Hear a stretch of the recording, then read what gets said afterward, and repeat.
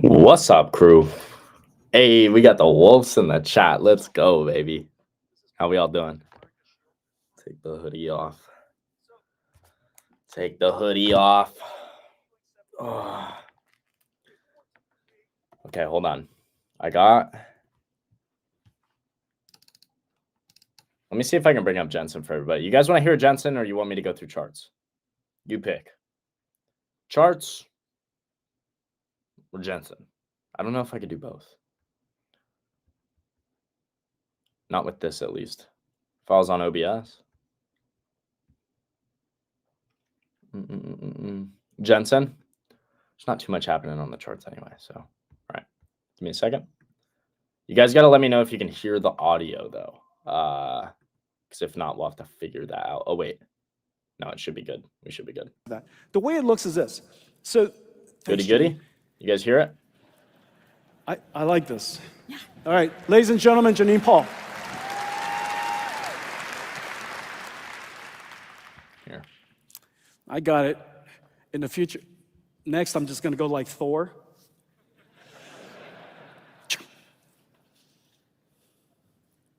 All right, good. It's like when you're at home. Good.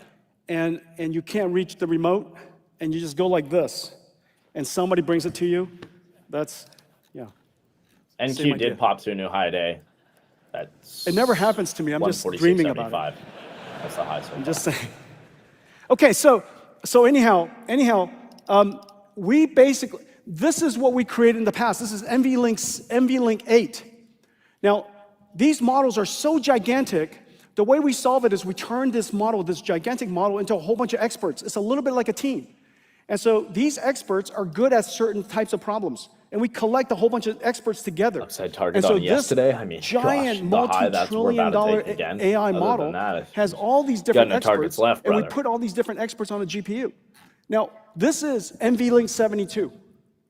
We could put all of the chips into one giant fabric, and every single expert can talk to each other. So the master, the primary expert, could talk to all of the distributed work and all of the necessary context and prompts and bunch of data that we have to, bunch of tokens that we have to send to all of the experts. The experts would, whichever one of the experts are selected to solve the answer, would then go off and try to respond, and then it would go off and do that layer after layer after layer. Sometimes 8, sometimes 16, and sometimes these experts, sometimes 64, sometimes 256. But the point is, there are more and more and more experts. Well, here, NVLink 72, we have 72 GPUs. And because of that, we could put 4 experts in one GPU. The most important thing you need to do for each GPU is to generate tokens, which is the amount of bandwidth that you have in HBM memory. We have one GPU generating thinking for 4 experts, versus here, because each one of the computers can only put 8 GPUs, we have to put 32 experts into one GPU. So this one GPU has to think for 32 experts, versus this system, each GPU only has to think for 4. And because of that, the speed difference is incredible. And this just came out. This is the benchmark done by Semi-Analysis. They do a really, really thorough job. And they benchmarked all of the GPUs that are benchmarkable. And it turns out it's not that many. If you look at the list of, looks list of GPUs you could actually benchmark is like 90% NVIDIA. Okay, so we're comparing ourselves to ourselves, but the second best GPU in the world is the H200 and runs all the workload. Grace Blackwell per GPU is 10 times the performance. Now, how do you get 10 times the performance when it's only twice the number of transistors? Well, the answer is extreme co-design. And by understanding the nature of the future of AI models, and we're thinking across that entire stack, we can create architectures for the future. This is a big deal. It says we can now respond a lot faster, but this is an even bigger deal. This next one, look at this. This says that the lowest cost tokens in the world are generated by Grace Blackwell NVLink 72, the most expensive computer. On the one hand, GB200 is the most expensive computer. On the other hand, its token generation capability is so great that it produces it at the lowest cost, because the tokens per second divided by the total cost of ownership of Grace Blackwell is so good. It is the lowest cost way to generate tokens. By doing so, delivering incredible performance, 10 times the performance, delivering 10 times lower cost, that virtuous cycle can continue. Which then brings me to this one. I just saw this literally yesterday. This is the CSP CapEx. People are asking me about CapEx these days, and this is a good way to look at it. In fact, the CapEx of the top 6 CSPs, and this one is Amazon, CoreWeave, Google, Meta, Microsoft, and Oracle. Okay, these CSPs together are going to invest this much in CapEx, and I would tell you the timing couldn't be better. And the reason for that is now we have the Grace Blackwell NVLink 72 in all volume production, supply chain everywhere in the world is manufacturing it, so we can now deliver to all of them this new architecture so that the CapEx invests in instruments, computers, that deliver the best TCO. Now, underneath this, there are 2 things that are going on. So when you look at this, it's actually fairly extraordinary, and it's fairly extraordinary anyhow. But what's happening underneath is this. There are 2 platform shifts happening at the same time. One platform shift is going from general purpose computing to accelerated computing. Remember, accelerated computing, as I mentioned to you before, it does data processing, it does image processing, came back into that 193.50. It does computation Basically of all just took out the highs and sold off from the highs. It runs SQL, runs Spark, it runs, you ask it, you tell us what you need to have run, and I'm fairly certain we have an amazing library for you. Nokia. You could still be, holding up pretty well, a data center trying to make masks that pop to new high manufacture day got semiconductors. We have a great library for you. And so underneath, irrespective of AI, the world is moving from general purpose computing to accelerated computing, irrespective of AI.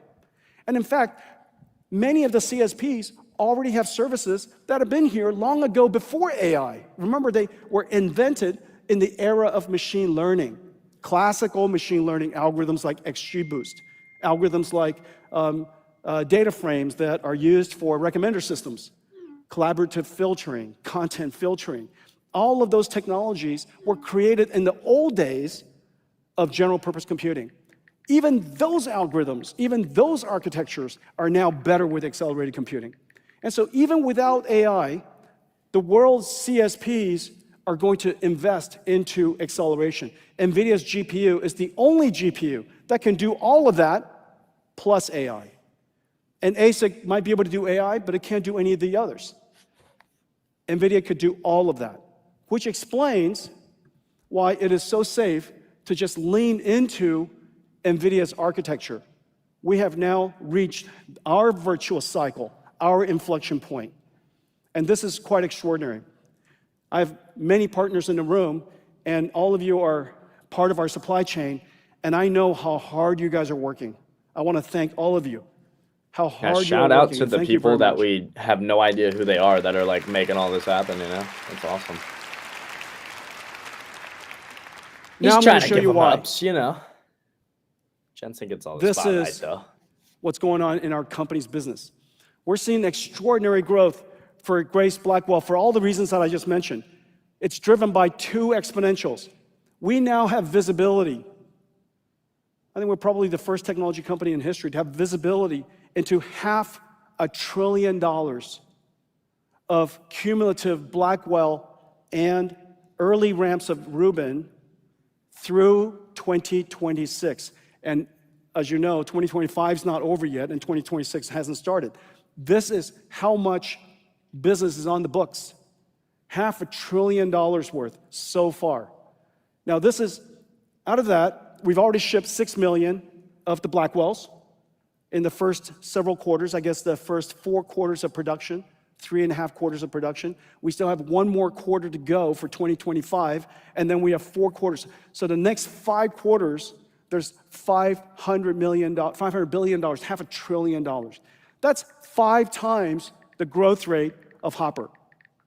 That kind of tells you something. This is Hopper's entire life. This doesn't include China and Asia, so this is just the West, okay? This is just, we're excluding China. So Hopper, in its entire life, 4 million GPUs. Blackwell, each one of the Blackwells has 2 GPUs in it in one large package. 20 million GPUs of Blackwells in the early parts of Rubin. Incredible growth. So I want to thank all of our supply chain partners, everybody. I know how hard you guys are working. I made a video to celebrate your work. Let's play it.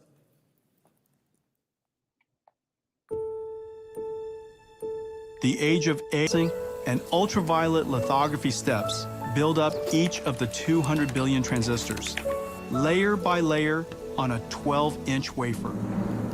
In Indiana, wow. HBM I literally looked at stacks will be NVIDIA 2 assembled minutes in ago, parallel. felt like. HBM memory dies. Oh, it was with 2 minutes ago. 1,024 IOs are 3 fabricated minutes ago. using We were at advanced frickin' EUV technology. 193.50. Look at NVIDIA now. Through silicon via 195.87 is UI used in the day. back Hello. end to connect 12 buddy. stacks of HBM memory and base die to produce HBM. Meanwhile, the wafer is scribed into individual Blackwell die, tested and sorted, separating the good dies to move forward. The chip-on-wafer on substrate process attaches 32 Blackwell dies and 128 HBM stacks on a custom silicon interposer wafer.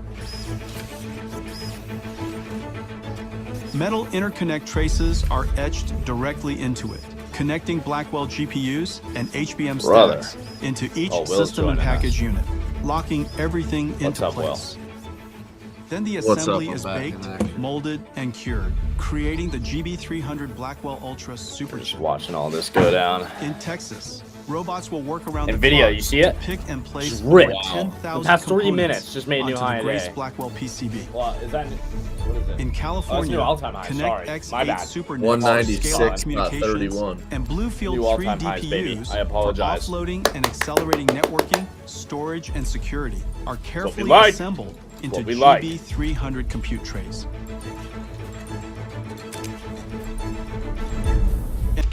They're gonna have to. He's gonna have to figure out what we're gonna do with all these job each losses. of these parts into a rack-scale AI supercomputer. Yeah, that's the flip side of it, right? In The total, flip side is the job side, for 1.2 sure. million components, 2 miles of copper cable, 130 trillion transistors, weighing nearly 2 tons. From silicon in Arizona and Indiana to systems in Texas, Blackwell and future NVIDIA AI factory generations will be built in America. Writing a new chapter in American history and industry. Like, that's wild. Dude. America's return to making and reindustrialization, reignited by the age of AI. The age of AI has begun. Made in America. In America! For the world. Yeah! Yeah, brother! Wow, that was intense. Will sounds like a perma bear. He's not. He's not. We are manufacturing realistic. in America again. It is I like incredible. two-sided trade. The first Yeah. thing that President Trump asked me for is bring manufacturing back. Bring manufacturing back because it's necessary for national security. he's Bring doing manufacturing back because we want the jobs, we want that part of the economy. And 9 months later, we are now manufacturing in full production Blackwell in Arizona. Yeah, brother.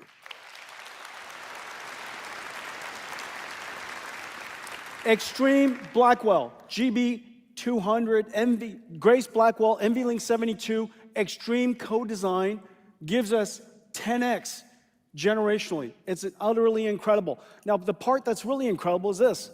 This is the first AI supercomputer we made. This is in 2016 when I delivered it to a startup in San Francisco. Dude, I don't know, but I want one of them. This was the computer. I want to know what stock that is, to because do this guy's create just that leather computer, jacket master. Whatever brand that is. One chip. We designed one new chip. In order for us to do co-design now, look at all of the chips we have to do. This is what it takes. Yeah, You're not going to take one chip and make a computer 10 times Rip faster. Taiwan, That's for not real. going to happen.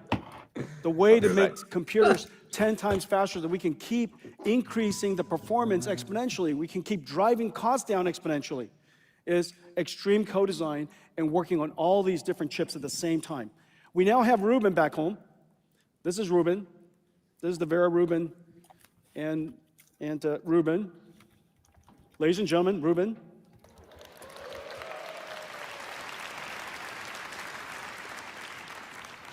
This is our third generation NVLink 72 rack scale computer. Third generation. GB200 was the first one. All of our partners around the world, I know how hard you guys worked. It was insanely hard. It was insanely hard to do. He loves Second the generation, jacket just so quarter much zipped smoother. up. And this Can't zip it generation, all look at this, over. completely cableless. Completely cableless. And this is all back in the lab now. This is the next generation Rubin. While we're shipping GB300s, we're preparing Rubin to be in production, this time next year, maybe slightly early. Nokia above $8? Oh, every shit. single year, we are going to come up with the most extreme co-design system so that we can Up keep driving up performance and keep 28%. driving Unbelievable. down Let's see how those BlackBerry the calls are doing. token Not generation good. cost. You know what I love this is an morning? incredibly beautiful We're talking computer. about Nokia. Now, And like Casey and Emp are like, wait, was it Emp? No, it was just so this Casey is and amazing. maybe you or somebody. This is Talking about Nokia. 100 petaflops. Yeah, we BK's talking like, about Nokia? 100 BK. petaflops. Boom, Jensen But comes out. compared to the DGX1 I delivered to OpenAI That's out of 10 a years ago, movie. 9 years ago, it's 100 times the performance right here versus 100 Wow. times of that supercomputer. 100 times, 100 of those. I don't even know what you're going to let's do with see, these things. They're 100 they're of those massive. would be like 25 I of know. these There's going to be racks, power in the world. all replaced. It's gonna brush by your this teeth one for you. thing. One Vera Rubin.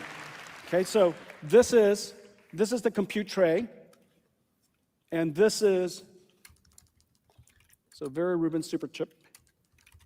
You can just Okay. tell he's the And this worst is the boss compute tray. ever. This up right here. It's incredibly easy to install. Just flip these things open, shove it in. I Even imagine could it's do it. probably a bit of a Okay, bit of and a this hassle, is the bit of a Vera bitch Rubin working for compute Jensen tray. Wong, but it's if you probably decide you extremely wanted to rewarding. add a special Yeah. processor, There was we've added a another stat processor. It's out there called that its showed how context many of processor, the because the amount of context that we give AIs employees are are larger like and larger. multi-millionaires. We wanted to It was read a pretty whole crazy. bunch of Yeah. PDFs before it answered a question. We wanted to read a whole bunch of archive papers, watch a whole bunch of videos. Go learn all this before you answer a question for me.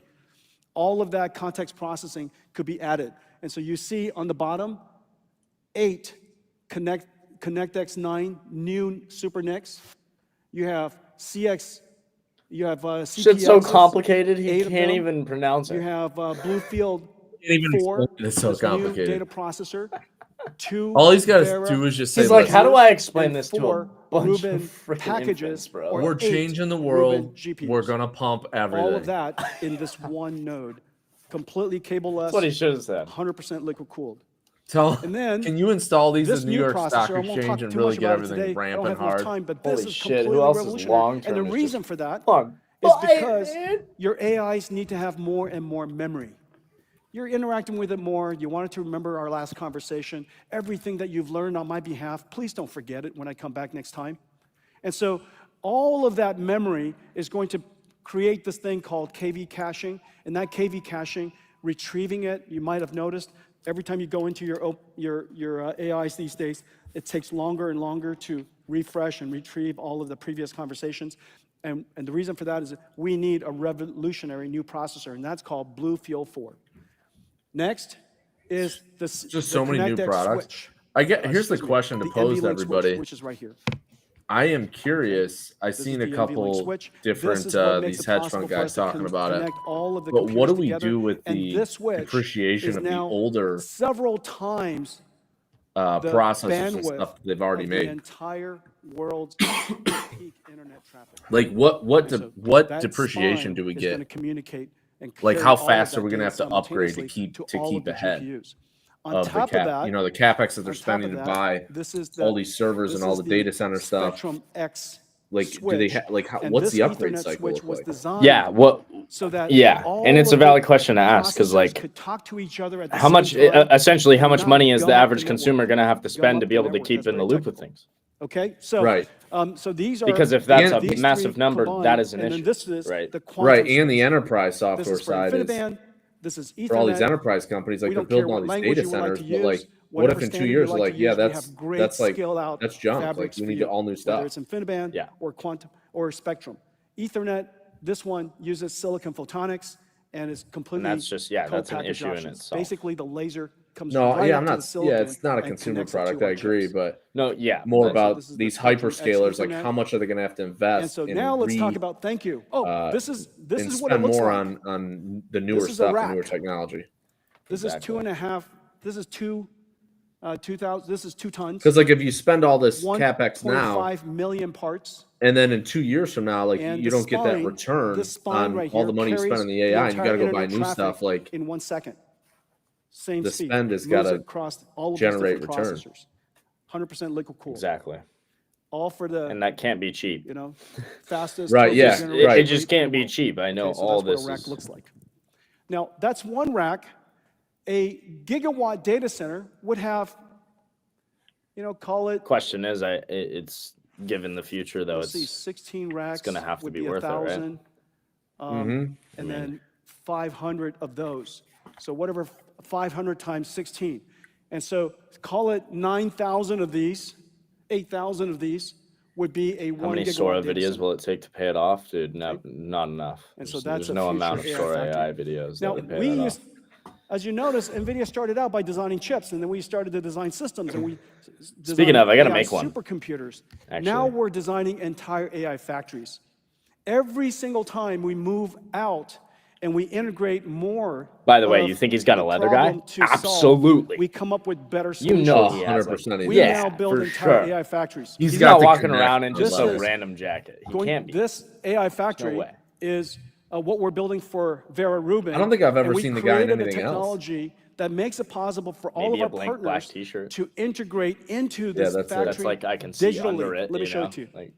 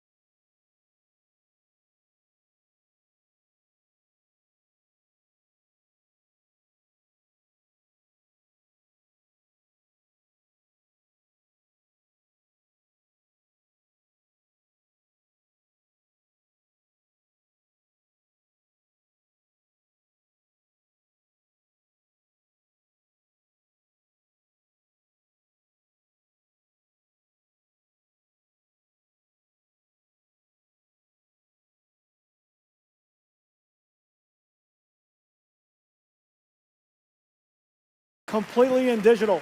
Long before Vera Rubin exists as a real computer, we've been using it as a digital twin computer. Now, long before these AI factories exist, we will use it, we will design it, we'll plan it, Tom we'll Ford. optimize it, and we'll operate it as a digital twin. Handmade jackets, and so yeah. all of our partners that are working with Buy us, Tom Ford I'm stock, incredibly look like happy Jensen for all Huang. of you supporting us, and Geo is here, and Vernova is here, Schleider, I think Olivier's here, Olivier Blum is here.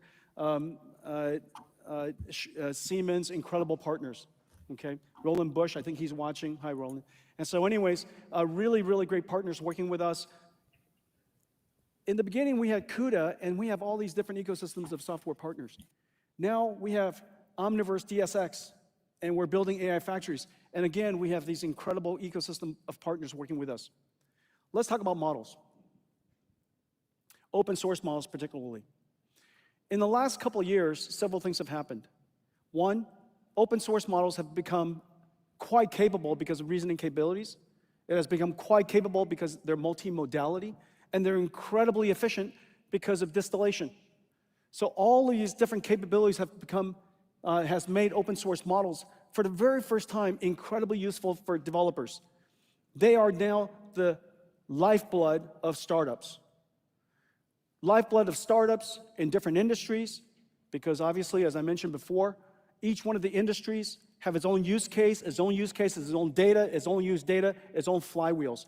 All of that capability, that domain expertise, needs to have the ability to embed into a model. Open source makes that possible. Researchers need open source. Developers need open source. Companies around the world, we need open source. Open source models is really, really important. The United States has to lead in open source as well. We have amazing proprietary models. We need also amazing open source models. Our country depends on it. Our startups depend on it. And so NVIDIA is dedicating ourselves to go do that. We are now the largest, we lead in open source contribution. We have 23 models in leaderboards. We have all these different domains, from language models to physical AI models I'm going to talk about, robotics models to biology models. Each one of these models has enormous teams, and that's one of the reasons why we build supercomputers for ourselves, to enable all these models to be created. We have #1 speech model, #1 reasoning model, #1 physical AI model. The number of downloads is really, really terrific. We are dedicated to this, and the reason for that is because science needs it, researchers need it, startups need it, and companies need it.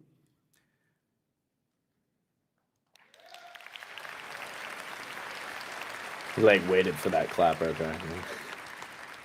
I'm delighted that AI startups build on NVIDIA. They do so for several reasons. One, of course, our ecosystem is rich. Our tools work great. All of our tools work on all of our GPUs. Our GPUs are everywhere. It's literally in every single cloud. It's available on-prem. You could build it yourself. You could build up an enthusiast gaming PC with multiple GPUs in it, and you could download our software stack, and it just works.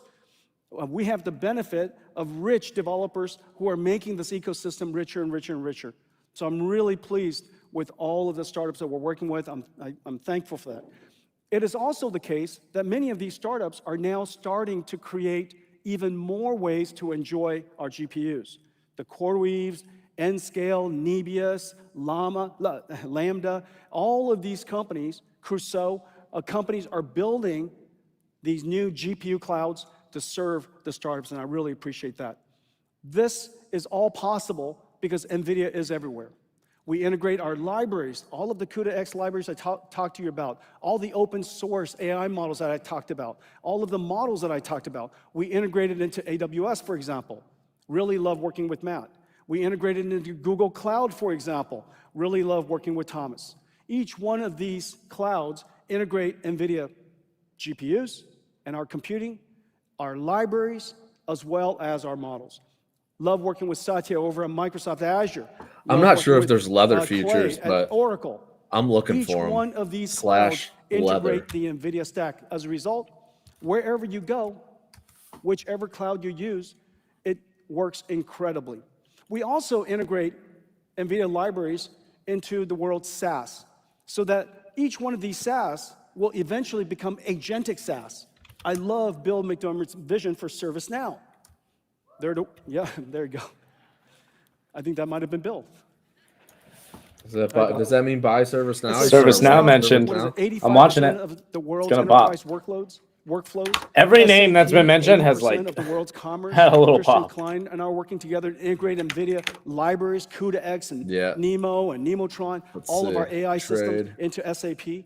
Working with Sassine over at Synopsys, accelerating the world's CAE, CAD, EDA tools so that they could be faster and could scale, helping them create AI agents. One of these days, I would love to hire AI agent ASIC designers to work with our ASIC designers, essentially the cursor of Synopsys, if you will. We're working with Anirudh. They're all going to start pumping. Today, he was part of the pre-game show.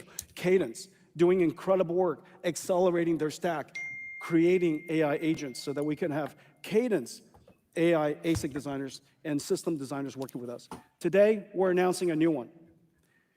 AI will supercharge productivity. AI will transform just about every industry. But AI will also supercharge cybersecurity challenges, the bad AIs. And so we need an incredible defender. I can't imagine a better defender than CrowdStrike. George is here. Here we go, another one, CrowdStrike. Yep, I saw him earlier. We are partnering with CrowdStrike to make cybersecurity speed of light, to create a system that has cybersecurity AI agents in the cloud, but also incredibly good AI agents on-prem or at the edge. This way, whenever there's a threat, you are moments away from detecting it. We need speed, and we need a fast agentic AI, super smart AI. There goes, little pop in CrowdStrike. I have a second announcement. This is the single fastest enterprise company in the world. Probably the single most important enterprise stack in the world today, Palantir Ontology. Anybody from Palantir here? I was just talking to Alex earlier. This is Palantir Ontology. They take information, they take data, they take human judgment, and they turn it into business insight. We work with Palantir to accelerate everything Palantir does so that we could do data processing at a much larger scale. This is the start of Skynet. I don't know what it is. Whether it's structured data yes. of the past, and of course we'll have structured data, human recorded data, unstructured data, and process that data for our government, for national security, and for enterprises around the world, process that data at speed of light, and to find insight from it. This is what it's going to look like in the future. We're probably going to Mars like next week. NVIDIA so that we could process at the speed of light and at extraordinary scale. Pretty soon, they're going to be making an NVIDIA GPU rocket ship. Let's talk about physical AI. Physical AI requires 3 computers. Just as it takes 2 computers to train a language model, one that's to train it, evaluate it, and then inference it, okay? So that's the large GB200 that you see. In order to do it for physical AI, you need 3 computers. You need the computer to train it. This is GB, the Grace Blackwell NVLink 72. We need a computer that does all of the simulations that I showed you earlier with Omniverse DSX. It basically is a digital twin for the robot to learn how to be a good robot and for the factory to essentially be a digital twin. That computer is the second computer, the Omniverse computer. This computer has to be incredibly good at generative AI, and it has to be good at computer graphics, sensor simulation, ray tracing, signal processing. This computer is called the Omniverse computer. And once we train the model, simulate that AI inside a digital twin, and that digital twin could be a digital twin of a factory as well as a whole bunch of digital twins of robots. Then you need to operate that robot, and this is the robotic computer. This one goes into a self-driving car. Half of it could go into a robot, okay? Or you could actually have robots that are quite agile and quite fast in operations, and it might take 2 of these computers. And so this is the Thor Jetson Thor robotics computer. These 3 computers all run CUDA, and it makes it possible for us to advance physical AI. AI that understand the physical world, understand laws of physics, causality, permanence, physical AI. We have incredible partners working with us to create the physical AI of factories. We're using it ourselves to create our factory in Texas. Now, once we create the robotic factory, we have a bunch of robots that are inside it. And these robots also need the physical AI, applies physical AI, and works inside the digital twin. Let's take a look at it. America is reindustrializing, reshoring manufacturing across every industry. In Houston, Texas, Foxconn is building a state-of-the-art robotic facility. Factories. I want to thank our partner, Foxconn. Yang Liu, the CEO, is here. But all of these ecosystem partners make it possible for us to create the future of robotic factories. This is crazy. Is essentially a robots robot just built for themselves. That's orchestrating robots to build things that are robotic. This is the amount of software necessary to do this is so intense that unless you could do it inside a digital twin, to plan it, to design it, to operate it inside a digital twin, the hopes of getting this to work is nearly impossible. I'm so happy to see also that Caterpillar, my friend Joe Creed, and his 100-year-old company is also incorporating digital twins in the way they manufacture. These factories will have future robotic systems, and one of the most advanced is Figure. Brett Adcock is here today. He founded a company 3.5 years ago. They're worth almost $40 billion today. We're working together in training the AI, training the robot, simulating the robot, and of course, the robotic computer that goes into Figure. Really amazing. I had the benefit of seeing it. It's really quite extraordinary. It is very likely that humanoid robots, and my friend Elon is also working on this, that this is likely going to be one of the largest new consumer electronics markets, and surely one of the largest industrial equipment market. Peggy Johnson and the folks at Agility are working with us on robots for warehouse automation.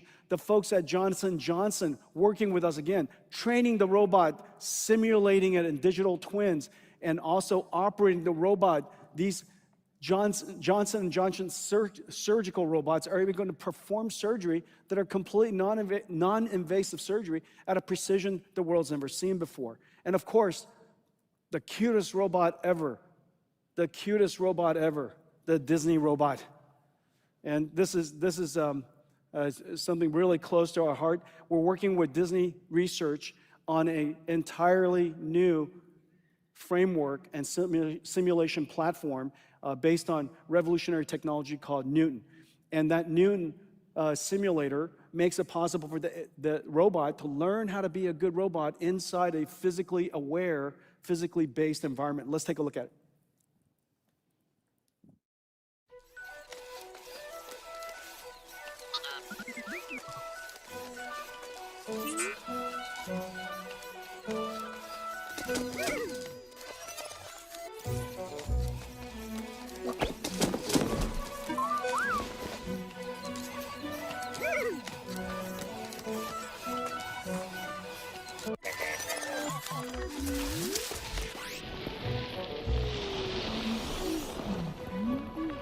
Whoa. Dude, this is wild.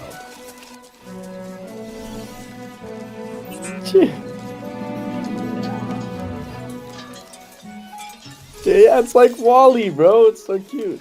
Look at it.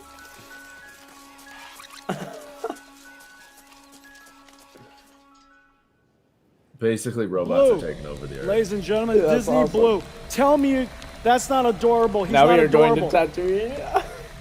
We all want one. We all want one. Yes, we are. Now, remember, everything you were just seeing, that is not animation. It's not a movie. It's a simulation. That simulation is an Omniverse. Omniverse, the digital twin. So these digital twins of factories, digital twins of warehouses, digital twins of surgical rooms, digital twins where Blue could learn how to manipulate and navigate and interact with the world, all completely done in real time. This is going to be the largest consumer electronics product line in the world. Some of them are just really working incredibly well now. This is the future of humanoid robotics, and of course, Blue. Okay?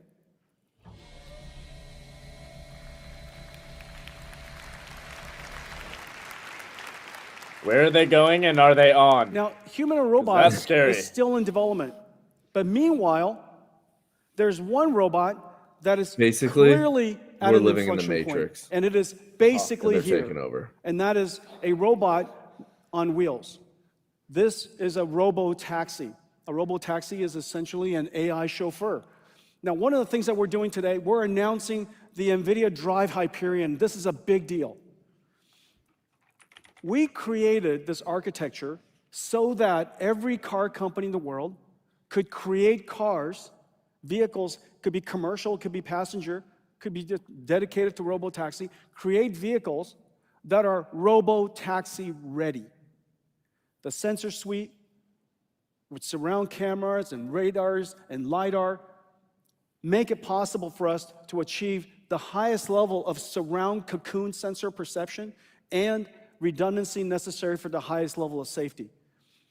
Hyperion Drive Hyperion, is now designed into Lucid, Mercedes-Benz, my friend Ola Kalenius, the folks at Stellantis, and there are many other cars coming. And once you have a basic standard platform, then developers of AV systems, and there's so many talented ones, Wave, Wabi, Aurora, Momenta, Neuro, there's so many of them. WeRide, there's so many of them that can then take their AV system and run it on the standard chassis. Basically, the standard chassis has now become a computing platform on wheels. And because it's standard and the sensor suite is comprehensive, all of them could deploy their AI to it. Let's take a quick look.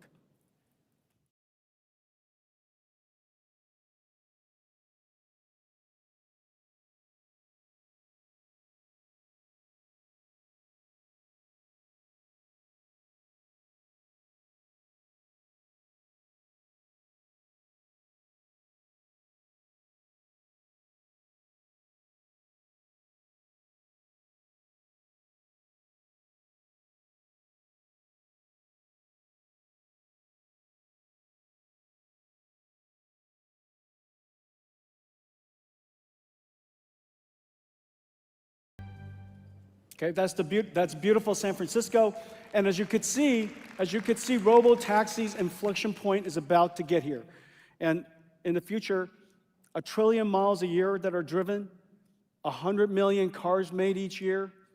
There's some 50 million taxis around the world. It's going to be augmented by a whole bunch of robo-taxis. So it's going to be a very large market. To connect it and deploy it around the world, today we're announcing a partnership with Uber. Uber, Dara K. Dara is going basically have partnerships with every company at this point. To connect these NVIDIA Drive Hyperion cars into a global network. And now in the future, you'll be able to hail up one of these cars, and the ecosystem is going to be incredibly rich, and we'll have Hyperion or robo-taxi cars all over the world. This is going to be a new computing platform for us, and I'm expecting it to be quite successful. Okay. So this is what we talked about today. We talked about a large number of things. We spoke about, remember, at the core of this is two platform transitions, from general purpose computing to accelerated computing. NVIDIA CUDA and those suite of libraries called CUDA-X has enabled us to address practically every industry, and we're at the inflection point. It is now growing as a virtuous cycle would suggest. The second inflection point is now upon us. The second platform transition, AI, from classical handwritten software to artificial intelligence. Two platform transitioning happening at the same time, which is the reason why we're feeling such incredible growth. Quantum computing, we spoke about. Open models, we spoke about. We spoke about enterprise with CrowdStrike and Palantir accelerating their platforms. We spoke about robotics, a new, potentially one of the largest consumer electronics and industrial manufacturing sectors. And of course, we spoke about 6G. NVIDIA has new platforms for 6G. We call it ARC. We have a new platform for robotics cars. We call that Hyperion. We have new platforms even for factories, 2 types of factories. The AI factory, we call that DSX. And then factories with AI, we call that Mega. And so now we're also manufacturing in America. Ladies and gentlemen, thank you for joining us today, and thank you for allowing me to bring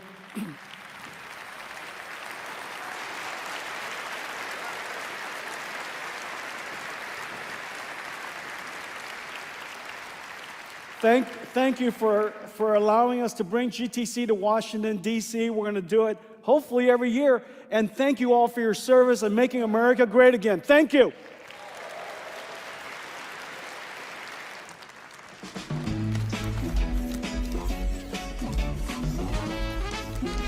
No way, he has an outro. We start with a handshake, solid and true. One step at a time, we're breaking through. That's fire. Brick by brick, That was crazy. Look at it's like we just watched a movie. It's awesome. I know. Who's got the popcorn? I go make some. Dude, look at this. What? And so what? We're just supposed to carry on with our day now? Yeah. Like we're just supposed to go back to like it being a normal day now? Straight up heavy. What's the reaction here? A little market reaction. Looks like 6,900 is in the cards. NVIDIA traded 197 new all-time highs. Long-term hook.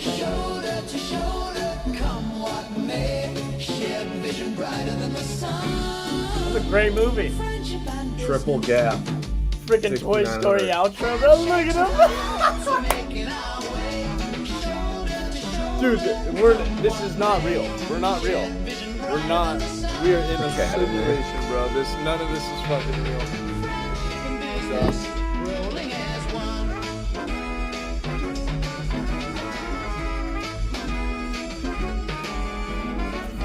None of this is real. That was wild. Nokia. So there you have it. Nokia in the mix, Jensen Huang in the mix. Dude. And if you don't have a leather jacket, you should go out and buy one right now. Big ups the leather jacket. Big ups.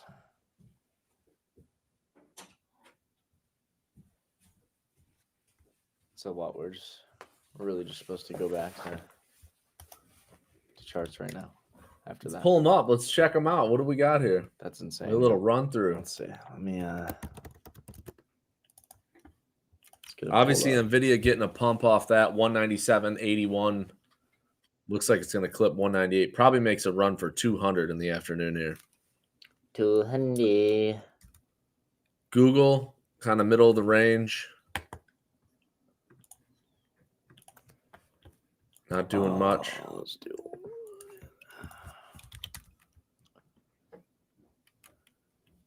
What's up with AMD? AMD heading towards the lows probably after that news. Really giving up. Amazon. Was up Amazon's up, I believe. Yeah, ripping. 231. But Oracle and Broadcom, those would be the other two. Oracle's up. Broadcom close to highs of the day as well. Uber just got a nice pop to the highs, new high day. Yep. Uber, a little bit of move there. RGTI is down pretty good. Yep.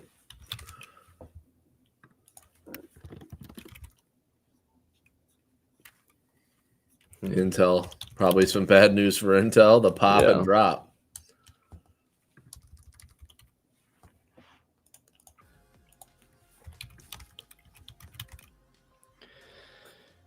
CrowdStrike a little pullback after the pop, and ServiceNow a little bit of a pullback as well. Big bar today.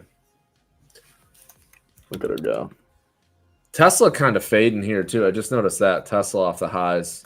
Yeah, it got a little slapped off the highs. I was noticing that. Did get a little slapped. I don't know if it's to do with maybe Jensen talking about having the architecture for all these manufacturers to have, you know, basically scale for robotaxi. So maybe that hurts them on the robotaxi side.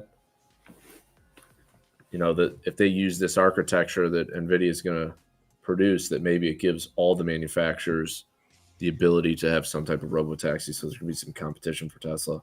Yeah.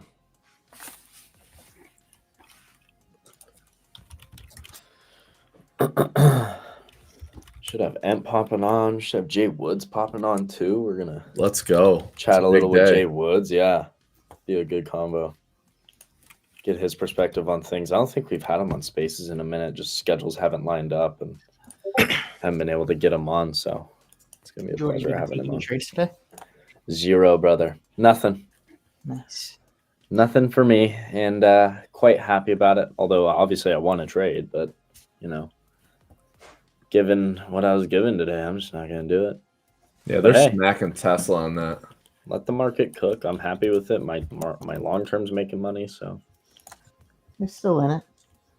we had a great week last week. I have my NFLU, which definitely came in.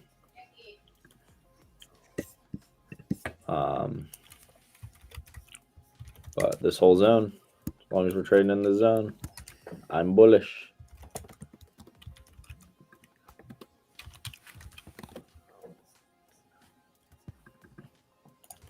UNH did get a nice recovery after the downdraft this morning. It did. We went all the way down to 359 and pulled back, and then rallied it back up to 373.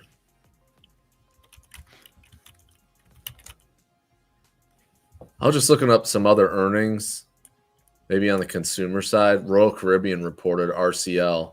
They got smashed today. Somebody asked, isn't what Jensen... Oh, it's Nancy. What's up, Nancy? Isn't what Jensen said about the fastest internet kind of bearish on ESTS? I don't know. What do you think, Will?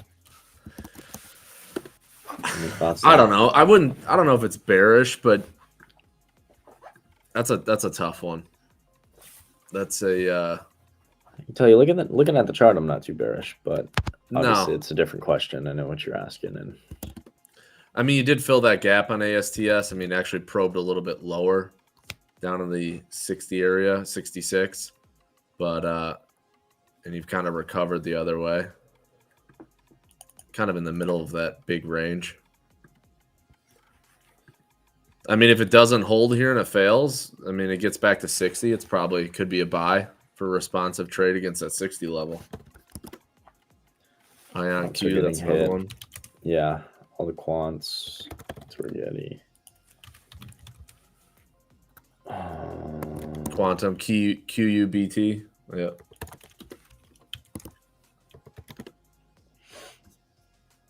Yeah, all of them smacked. What's gold doing in Bitcoin through all this? Imagine they're not doing much just because the hype's not there. Hello? What's wrong with my trading view here? There we go. Gold getting through some big spots. Yeah, gold's an interesting one. I think everyone should keep gold on the radar. There's going to be, I think, some trade. Probably. Let's see. I mean, we did put it. We've got a big wick on the bottom here, but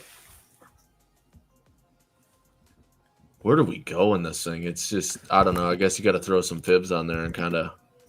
That's tough. I need this month to close up, to be honest.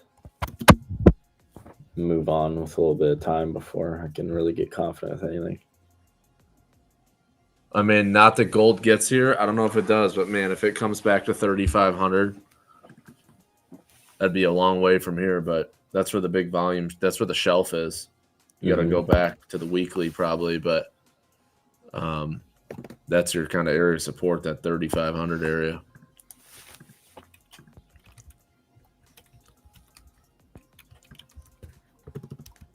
Wait, I'm on ahead, bitch. I just need. There we go. They're trying to get over this, aren't they?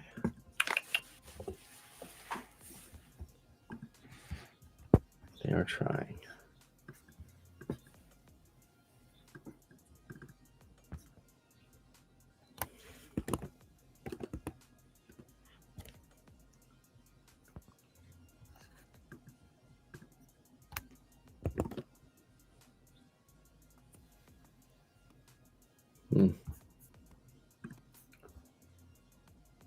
Bro, my trading view is so slow right now.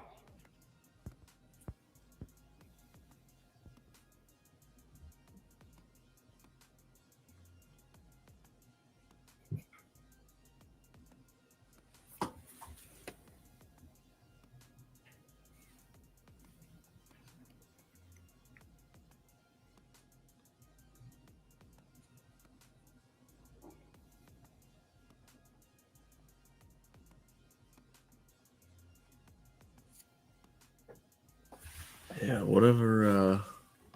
Yeah, Uber getting a nice little lift there.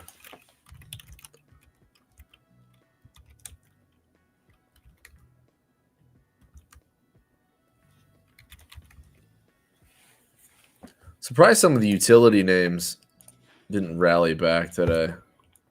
Utilities are kind of weak. I thought based on what's coming in the pipeline, that looks like we're going to need a whole lot of energy to power that stuff. A lot. This is the heat map right now. S&P. Yeah, that's good to pull up. I mean, basically, you got tech leading. A lot of red in the map. Staples kind of weak. Energy's weak. Utilities weak. Healthcare, real estate, restaurant space, travel. Obviously, the airlines with the info, and then they're hitting the quants a little bit. Mm-hmm. Lam Research, Applied Materials. Those are the other two. I was curious what those were doing. CRX. Or Thoughts on Oklo? Let's take a look at Oklo. Dead middle of the range, I would say. Of the most recent range on the daily. What's that, Bamp?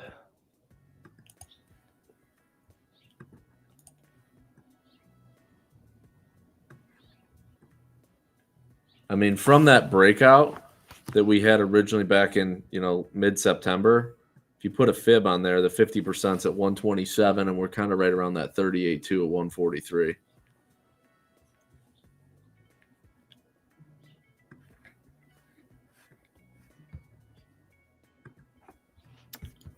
Yeah, when I look at Oklo,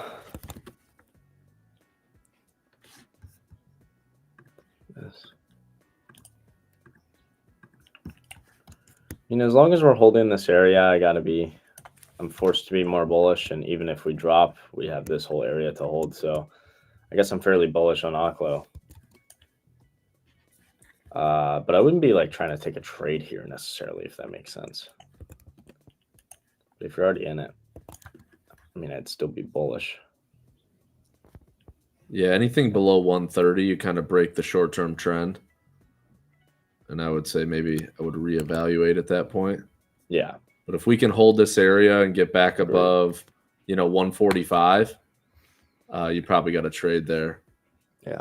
Up to maybe that 158 area, 160.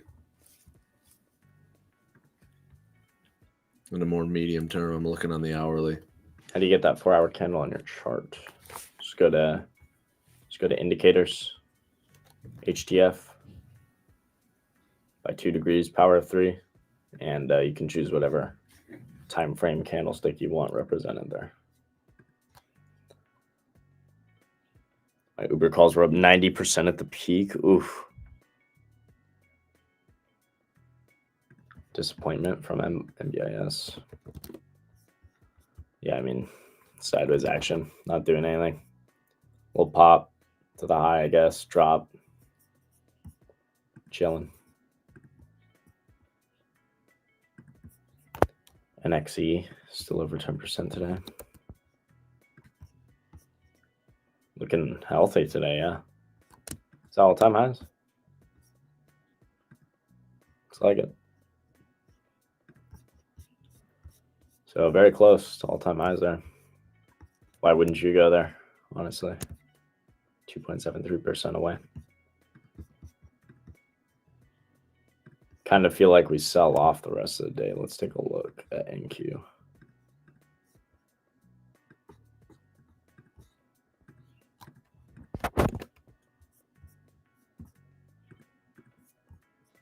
You hit the SPX target just now for the day. I just don't have much reason to think. I have 0 point of confluence for any type of short, so I can't be in that mindset yet. But I'm with you. Like yesterday, we ripped all day. We saw no profit taking. Today, we're like ripping again. I would imagine we see some sort of profit taking like end of day. So I'm with you. But it ain't there yet, in my opinion, unless you're trying to just like take little scalps here and there, you know, then you do you.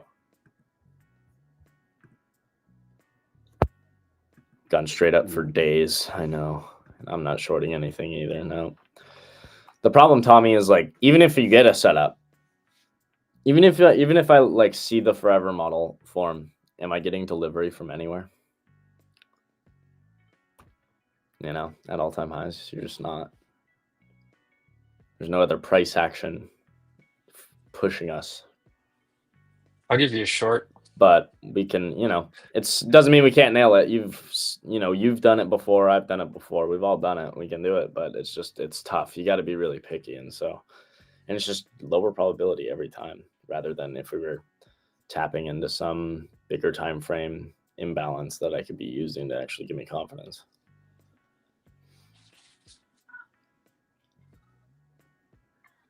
And you'll give them a short? Yeah. Quantum. Rigetti. Yeah, I knew it was a quantum. I knew. Dude, look at Rigetti daily. It looks disgusting. It got smoked. Yeah, I'm already in it and adding.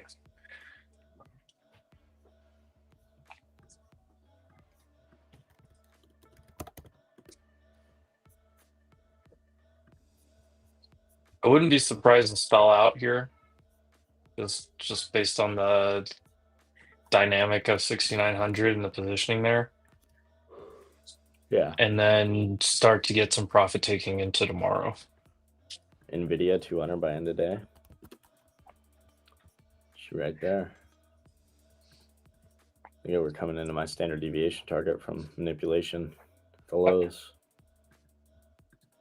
We need to create an ETF with every company that Jensen mentioned a while ago. Were you guys watching that? Dude, we watched it on stream. Yeah.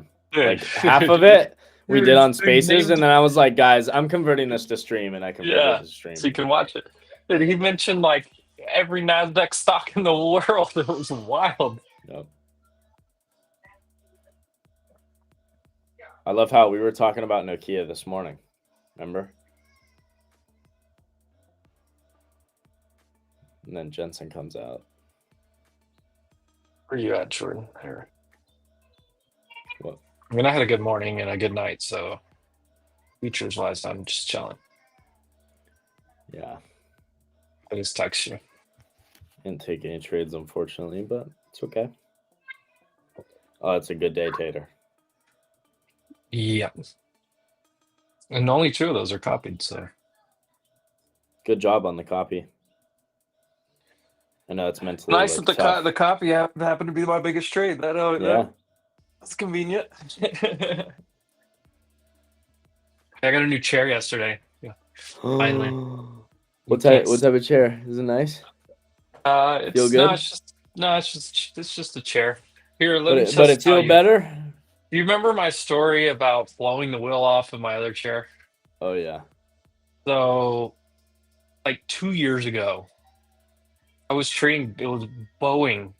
I remember like it was a Boeing headline, and I like leaned back or something, or I think I was like leaned back and I was trying to like lean up real fast, and like I like pushed to the side. One of the wheels blew off and it like broke out of its like little socket thing.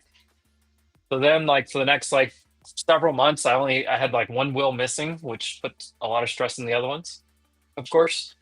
And then eventually, like for the last probably year, I've had no wheels on my chair, and it like didn't sit flat on the ground. Yesterday, I was like finishing up space right after we finished spaces. I leaned back in my chair like normal, and the base just snapped in half completely, and I went straight back to my back. So funny. Like luckily I didn't hit my head because like the chair was there, but it was interesting. So I went to Office Depot, that in a few, and bought one. Emp got his back blown out. He did. Dude, I did. Yeah, my back got blown out yesterday, dude. Somebody close. Absolutely blown out. Wish it was me. Didn't get head though. I mean, didn't get my head. You're too funny. It's a lucky fella. Name of the ETF: Bubble. BUBL. I'm a lucky fella just because Knots is here. Yeah. Hey yo. This market just keeps on going. Honestly, that's fine. I don't need to trade right now. Traded plenty over the past few weeks, pretty much like every day. Good. Don't let the FOMO get to me and just kick back.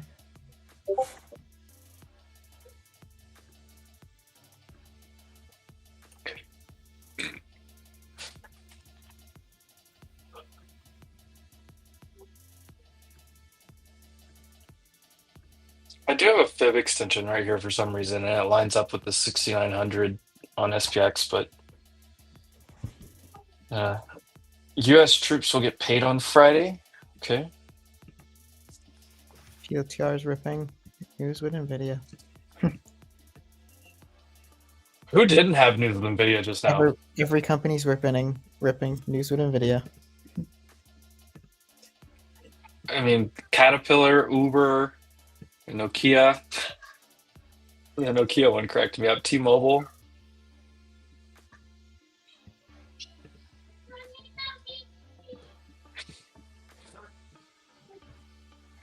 NVIDIA is going to have indestructible GPUs with their Nokia partnership. You guys don't even I don't even think you guys realize, because you guys are both younger. Will probably knows.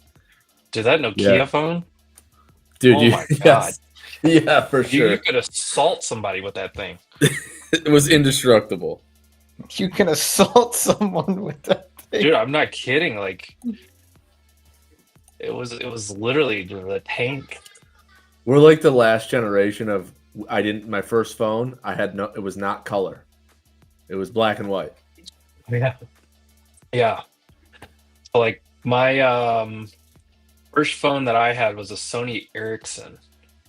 Yep. I had a Nextel with my first phone. Yeah, I remember that one. And then I had like a Samsung flip phone. And then I got a Blackjack that had like it wasn't a BlackBerry, it was Blackjack, and it had like full keyboard on it.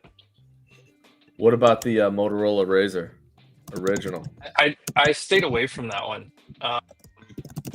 It was a little bit expensive, I remember, at the time compared to the other ones, and it was so flimsy. Like a bunch of my friends got them and they were all breaking them. So I was still in high school, so my parents were like, we're not going to buy you the phone that everyone's breaking. So okay, that's probably smart.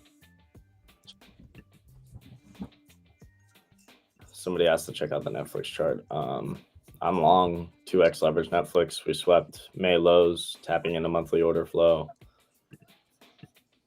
On the daily, I ran standard deviation on the manipulation leg we had to the downside. That takes us back to here. Initially, though, I'm going to mark this out. Netflix needs to get back over the 200-day. It's what it rejected today. Yep. I'm still long it. I sold all my rest of it. I'm still long it. Want to see at least this Wednesday high come into play, and then we'll see if we get into this gap, go half gap fill or whatever. But yeah, it might take time. It might not happen like instantly. I just got an iron condor on a Netflix for 20 days out. I think I got 12.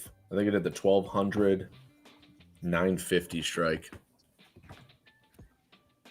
is the short strikes.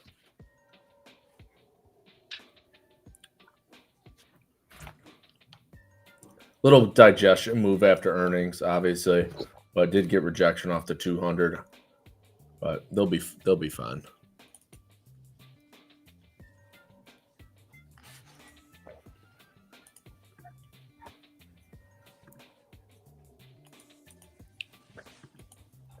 I feel like I'm sitting up so much higher because I actually have will into this chair. It's so weird to get used to. Yeah. Like actually almost level with my camera today.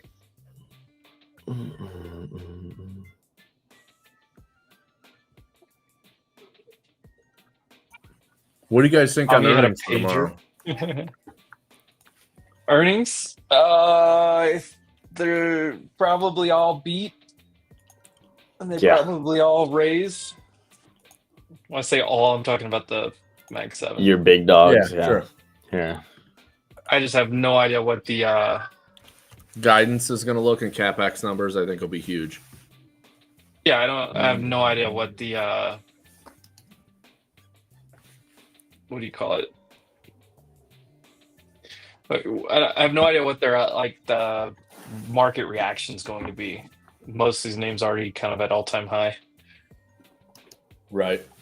We could get a situation where you got a couple beat, maybe somebody misses, and we kind of go nowhere. You know, it's a big couple up to the upside, maybe a couple to the downside. We don't move a whole lot. I think the risk would be downside if you had to let the risk.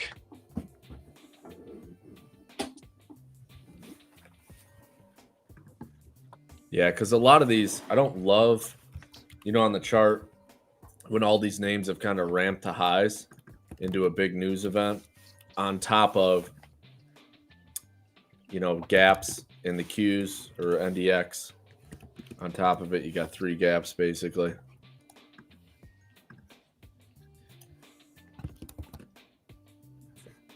Yeah, so like you have there's 2 things you can look at. We had a 9-day consolidation inside of one bar that just broke out, and you're getting a couple days of follow through.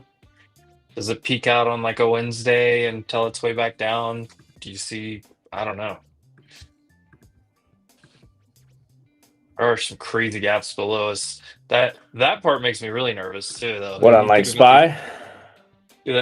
Yeah, SPY, QQQ, SPX, whatever. There's just, like major gaps below us. Well, and when I see gaps at like the bottom of Terra flows like this, you know, AMP, and at the bottom of trends, I don't care as much. But at the top or at all-time highs, it's different. At all-time highs, it's different. I expect that to get filled. So like going into FOMC tomorrow, I'm looking for this new gap to get filled by NQ. Yeah, and the daily too. Now you're gonna I expect us to try and bounce and probably hold it, but I would love to see this filled on FOMC. It's a perfect volatility catalyst to make that happen. And we've seen that happen a dozen times before. We've had a gap at all-time highs going into FOMC a million times. Like, I think it'd be positive if some of these names trade a little bit lower in the Mag 7 and we get a chance to get in them at, you know, a little bit better prices than trying to chase them higher. I would love for like Powell to just freak out the market tomorrow, and then once he shut up, like it comes all the way back. Like we're down like 2%, and then we come all the way back. Maybe he doesn't cut. What if he doesn't cut? Shocks the market. That would be a massive shock. Yes, it would. When you get, I think right now, 97%. Yep. 97.8 is the current. That actually moved up today. 2.2% chance of no rate cut. Yeah, you talk about something that would shock the market. Sorry, NVDA just made a new high.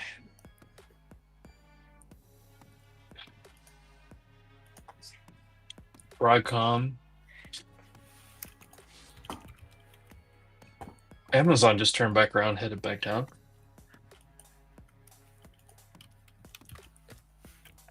I don't know. Not a whole lot for me to do besides short quantum. Yeah.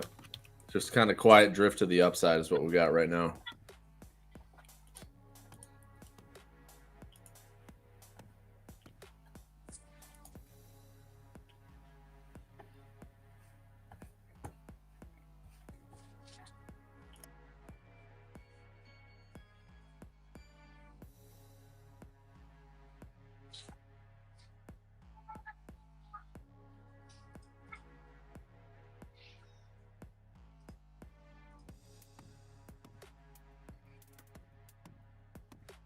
By the way, I just want to remind everybody, we'll maybe talk about it when market's a little more chill, a little bit later, but I just wanted to remind everybody right now, because I'm making a post about it, that you'll probably like. It's on, I made it with Sora, so it's another Sora AI video, so get ready.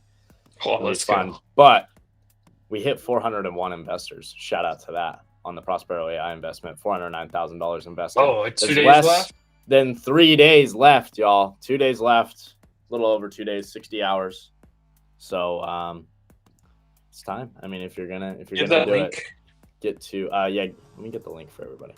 But yeah, if you were thinking about it, I mean, that's 60 days, was it? Went really quickly. So 90, dude. I think it was. Was it 90 that we were running that? I think it was like I think it was 60 when we first kind of like started showing it to people. But I dropped the link for everybody. I can pin it in the chat as well, to make it easy for all y'all.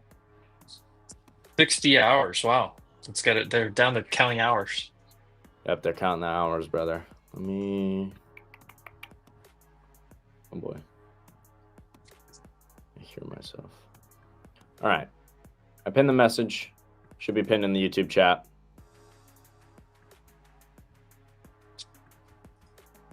And we're good. Yeah, but take advantage, guys. Em's invested. The whole Wolf Crew's invested. If you guys are using Prospero, it's probably a good time to look into this. $250 minimum investment. Obviously, if you guys want the trade alerts, the minimum is now $500 because the $300 slot has been taken from the earlier investors. But yeah, plenty of time for you guys to look through this page, see if it's something that would work for you. And if not, you're never going to have to hear about it again after the 60 hours is up. So. When I Jordan turned an email, I dyed my hair over the weekend. We dyed it. Vic's kind of creeping back up here as well. Did I hear somebody join, Jordan? Oh yeah, we got Jay Woods popping on. There he is. What's up, Jay Woods?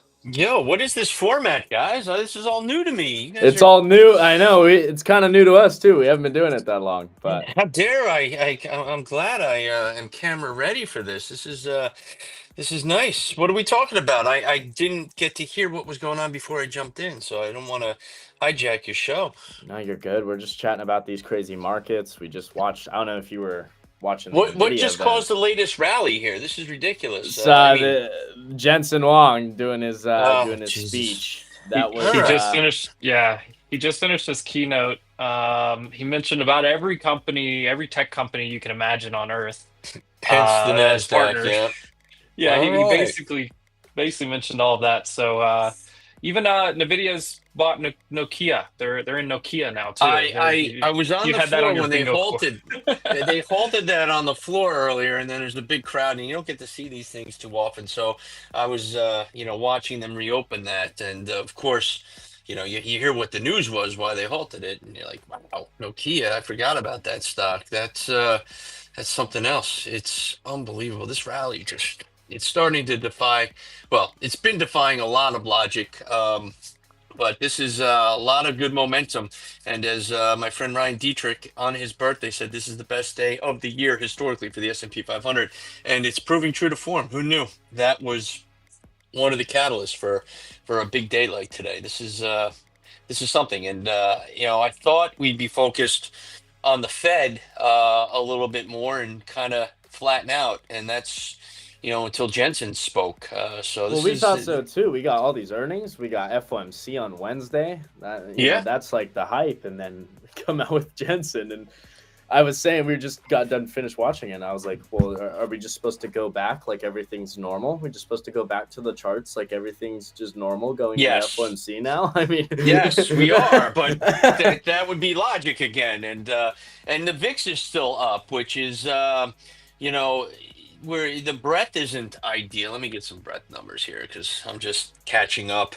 I brought this up earlier.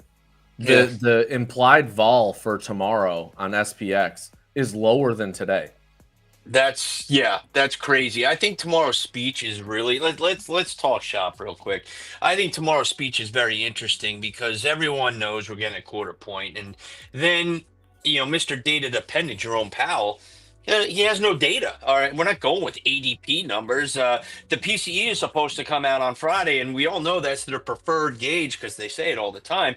But you're not going to get it. They could end the shutdown today, which they haven't. It's going to go on another day, unless they do something tonight, which I don't think. We're not going to have enough time to get that PCE data because it involves the jobs numbers too, and so he has the ability to throw a little cold water on this rally, purposely or not, saying, we're going to go back to data dependent. We're going to push the burden on Washington to end the shutdown, and we'll wait for that data. But right now, I can't comment on our direction because we don't have that data. So it's going to be interesting because they want to hear from him, and he's not going to give them answers they want because he likes to back it up, and I don't think he has the ability to do so. So I'm very curious to see how the market reacts to a non-committal, not dovish, not hawkish, very neutral Jerome Powell. And then let's see, will we get dissension in the ranks because we only cut a quarter point? I don't think so. I think they'll all be on board, but it will be interesting. And then, of course, earnings. There are a lot of earnings I'm following. Sherwin-Williams, Dow Chemical last week. No one talks about the material sector, nor should they, because quite frankly, it's boring as hell, and it doesn't give you returns like some of these tech names. But Sherwin-Williams is a Dow stock up 21 points. One of the reasons we're doing so well. That is a major turnaround. Let's see if it can keep that momentum. But the material sector as a whole is starting to turn around. Dow Chemical last week broke a major downtrend. Still staying above key moving averages, has a lot to reverse, and can go another 15% to get the 200-day moving average. So I still like the momentum there. PPG, I believe they report after the close today.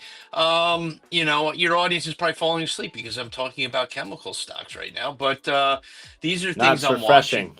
It's refreshing. We talk so much tech and AI. It's refreshing to see some other thoughts, to be honest. All right, and I'm going to give you some tech because here are my two thoughts. Remember last quarter, Meta and Microsoft, they knocked it out of the park. And what did they do after earnings? They both gapped higher. Microsoft opened at its high, its 3-month high, although today's news, I think, took it back.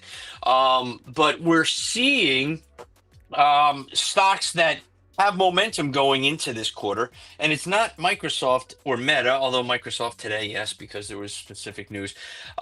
It's Google. I call it Google. Change your symbol, I'll call you Alphabet. It's still Google to me. Meta changed their symbol. We call it Meta. It's not Facebook anymore. But Google and Apple are trading at all-time highs, and they just broke out of really nice bases. Google a little ahead of Apple, and Apple now going into the earnings. I think those two are the ones that are the most fascinating of the Mag 7 that are reporting. And then Amazon, the black sheep of the Mag 7, because it's the worst performer, still up year to date, 4.76% to be exact. It's right in front of me.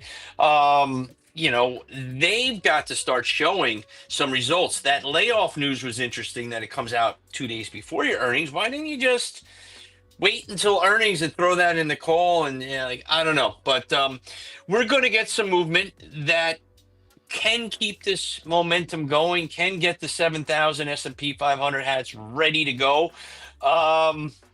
It's fascinating if we can keep that momentum going. So these Mag 7 names haven't even reported yet, and we're getting NVIDIA crushing it, on the doorstep of 200, 198 as we speak. Why not just get there today at this point? Meta finally coming back, and Microsoft, it failed at 550. I think it got there this morning.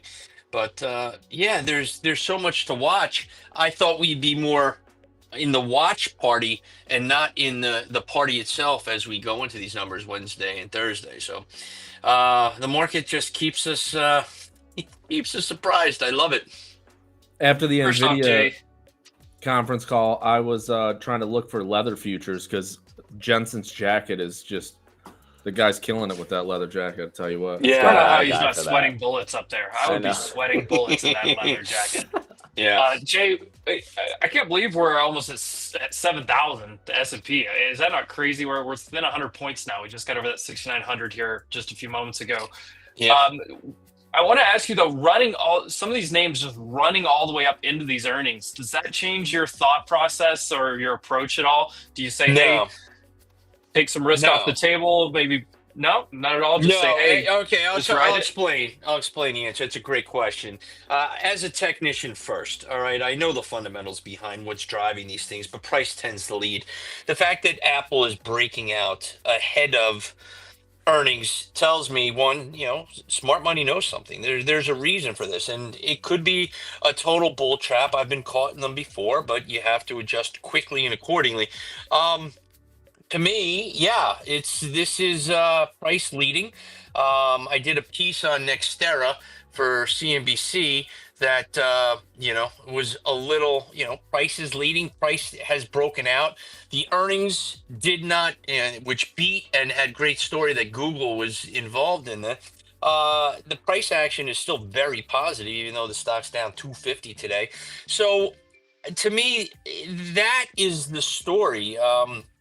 Price is always, what pays. And if I owned Apple, which I don't, it's one of the ones I don't own. I own Google. It's my biggest holding. I'm very happy about this. I'm happy that we are breaking out to new highs going into earnings. I think we should continue to get momentum there. And if it falls back, I've got nice support levels because we've already made the move out of a nice pattern.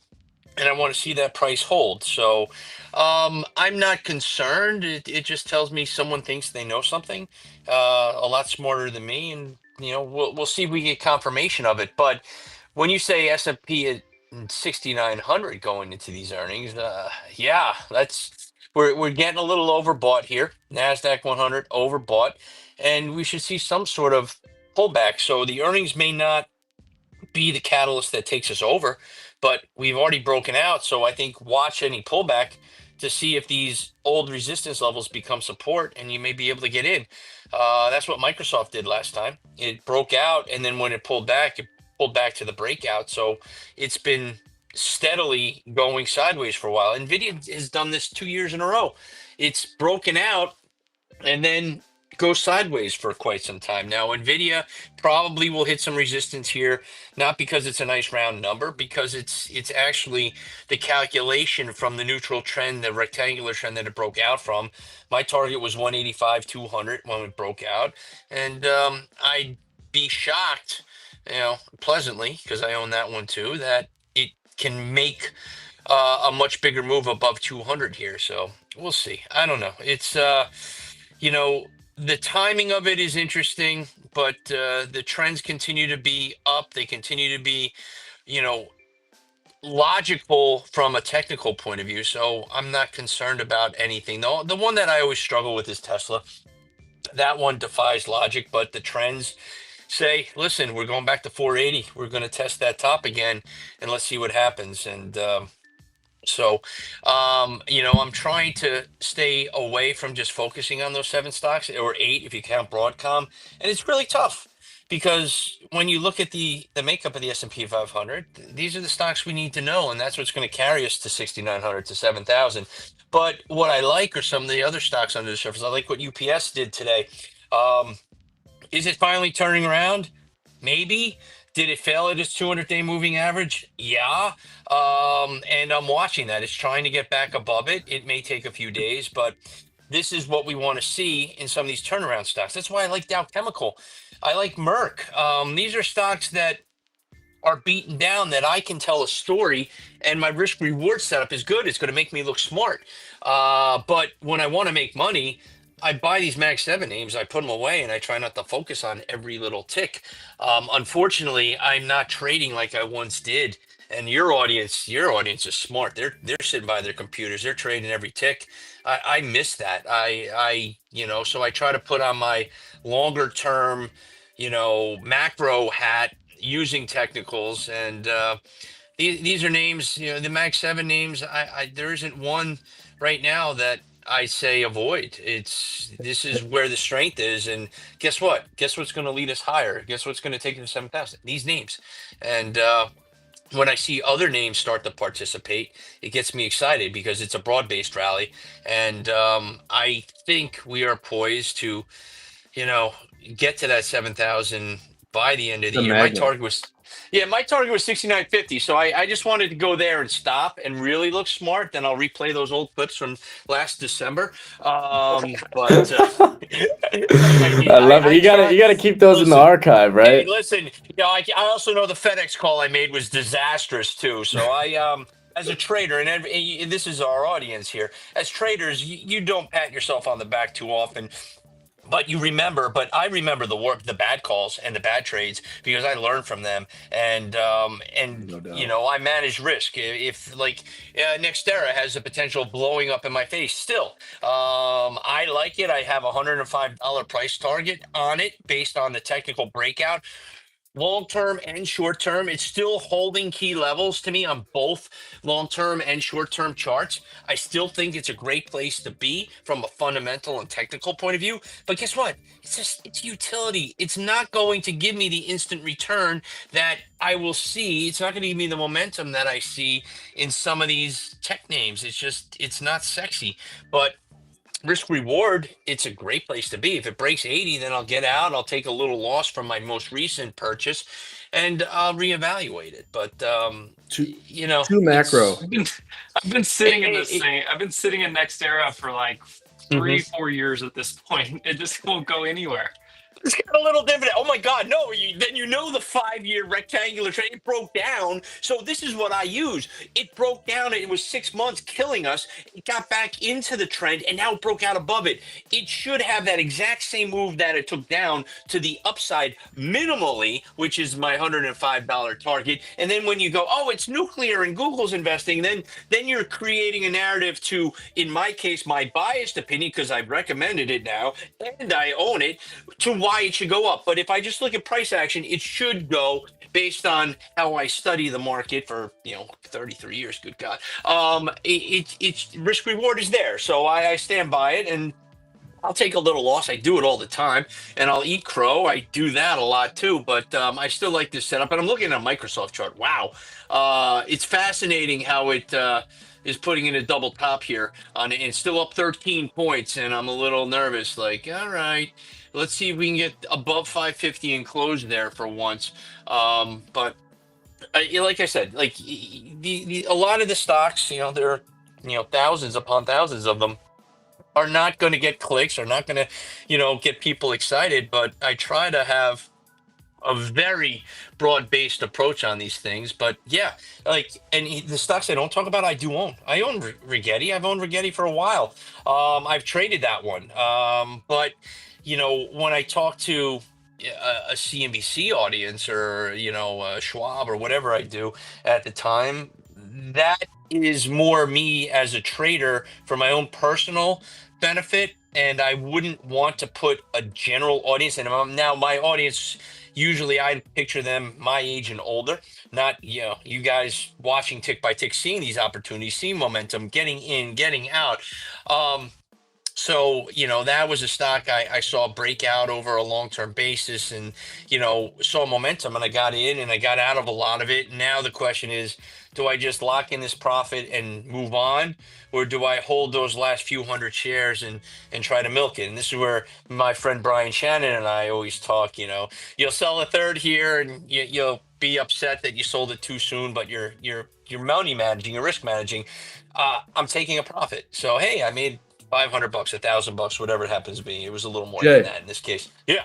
Question for you. Two macro questions. What do you think about oil? And the second is, what do you think about the dollar? I hate oil. I hate the dollar. The dollar, you want to go gold to make the trifecta of things I can't stand talking about? We can go there. But hey, gold, technically, I made a good call in it. I'm very happy. Like, it was not too hard to see. It is a little too parabolic, and it's going to retest 4,000. I still think long term that's a place to be. Oil to me, you know, I try to break it down into equities. As an equity trader for 28 years, that's my bread and butter, and that's what I trade. I never traded oil itself, but I know its impact overall, and I know Exxon and Chevron have earnings on Friday, and I know what the charts look like. Oil itself, it looks like we've put in a bottom here, and we probably going to see a little bit of a run up, and then you put the macro picture behind it. Israel started bombing again today. I thought we were at peace. What's going on? I have not clicked on any of the stories. I don't know what's going on with Israel and Gaza. But Russia and what we're doing with them should cause oil to spike and rally. And spike and rally is what, to 65? Maybe we get back to 70. It'll cause fluctuation. But I was looking at the Baker Hugheses of the world and these oil exploration stocks, and they technically have been on a hell of a run. Baker is something I recommended in my daily newsletter, I don't know, 6 weeks ago, 2 months ago, because it broke out. It took a while to finally move, and it did. But overall, oil doesn't excite me. It's nothing I want to be in long term. You look at it, to me, it's like airlines, which actually does have an impact on it. Like, these are such cyclical stocks, and if I'm putting money away for a long period of time, I'm not even looking at it. I don't care. If I'm looking for a quick trade, then yeah, I'll look at some quick levels of support and resistance where something is changing. But to me, I don't know. The dollar, yes, the dollar should have more of an impact on the overall market. You look at the macro level and you look at the US versus the rest of the world, we're not doing so well. We're having a great year, but we're middle of the pack, maybe bottom 2/3 of all the existing emerging markets out there. It's we've had a much better run than them to get to this point, so I buy American every single time. But yeah, the dollar, that is not coming back anytime soon right now. And then you look at crypto. Technically, I mean, I use this line all the time. Like, I don't know when Bitcoin's earnings are. I don't understand it. I own some. I trade it in and out occasionally, like $100 here, $100 there. Nothing crazy. I don't put a big portfolio allocation to it, but I do watch it. And technically, crypto looks like it has the potential to really take off here. It held some critical levels. I think where's Bitcoin? I got it in front of me. It's at 114, 125, I think, is the next stop. It could get there very quickly. The way it trades, it could get there on Sunday when I'm trying to watch football and not pay attention to the market. But those are things I watch from a lens of a technician, and I don't do the deep dive into those things, and I want to know how it affects underlying equities. So when I talk about crypto, okay, let's see how Robinhood's doing. Let's see how Coinbase is doing. Let's see how some of these miners are doing. That's what I look at. So yeah, charts first. Always charts and price first.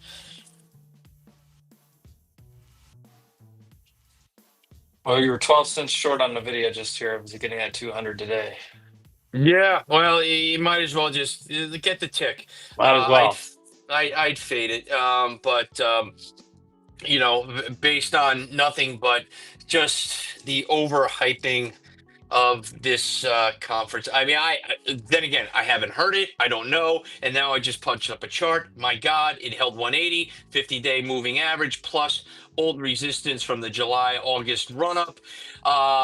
It just broke out to new highs. Yeah, listen, I own it. I'm not thinking of selling it anytime soon.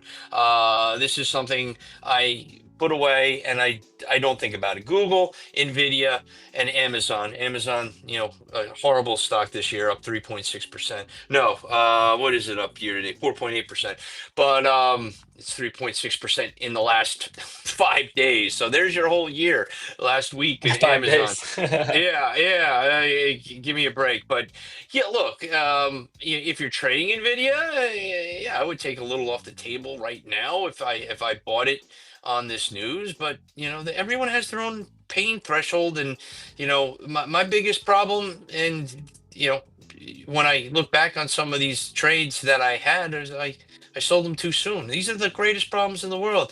But my best trades were stocks I took little losses in, and I got out. And so I don't know. I think I love coming on these spaces. I don't know. What do we call? Is this a space? What am I on right now? We're on a live stream, baby. Live stream. How many people are listening? The Wolf Trading Stream. We We're on got. X. Let's see. We got 167 people on the YouTube right now. All right. I love these people. These And people then are there's a bunch of degenerates. people on X My too. people. We can't see the concurrent number though. Yeah, that's where I unfortunately. got confused because I wanted to hit. I saw Gav this morning and his fiance. Great, he outkicked his coverage. Is he on this, or is he he's at an ETF? He's not on this conference? right now. He's usually running around. Yeah, he's doing at business. that meeting today. Yeah. Yeah, he outkicked his coverage. His future wife is a sweetheart. That's why Super we're nice. here. We're holding it down on the spaces and live streams. Well, so okay. he Let can do that. me tell you a little secret because he talked about you guys. He loves you guys. He said He's he the is best. building the greatest team. So he had nothing but love, and he doesn't bite his tongue. So you guys keep up the good work, and what you guys are doing is phenomenal. And I can't wait. I can't wait to see what Polymarket does. We talked a little bit about that. And anything you can do. Are you involved in Polymarket? Do you do any shows or cover some of the Polymarket bets? I haven't. Emp, you're a little more in that world. I feel like. Have you touched on anything there?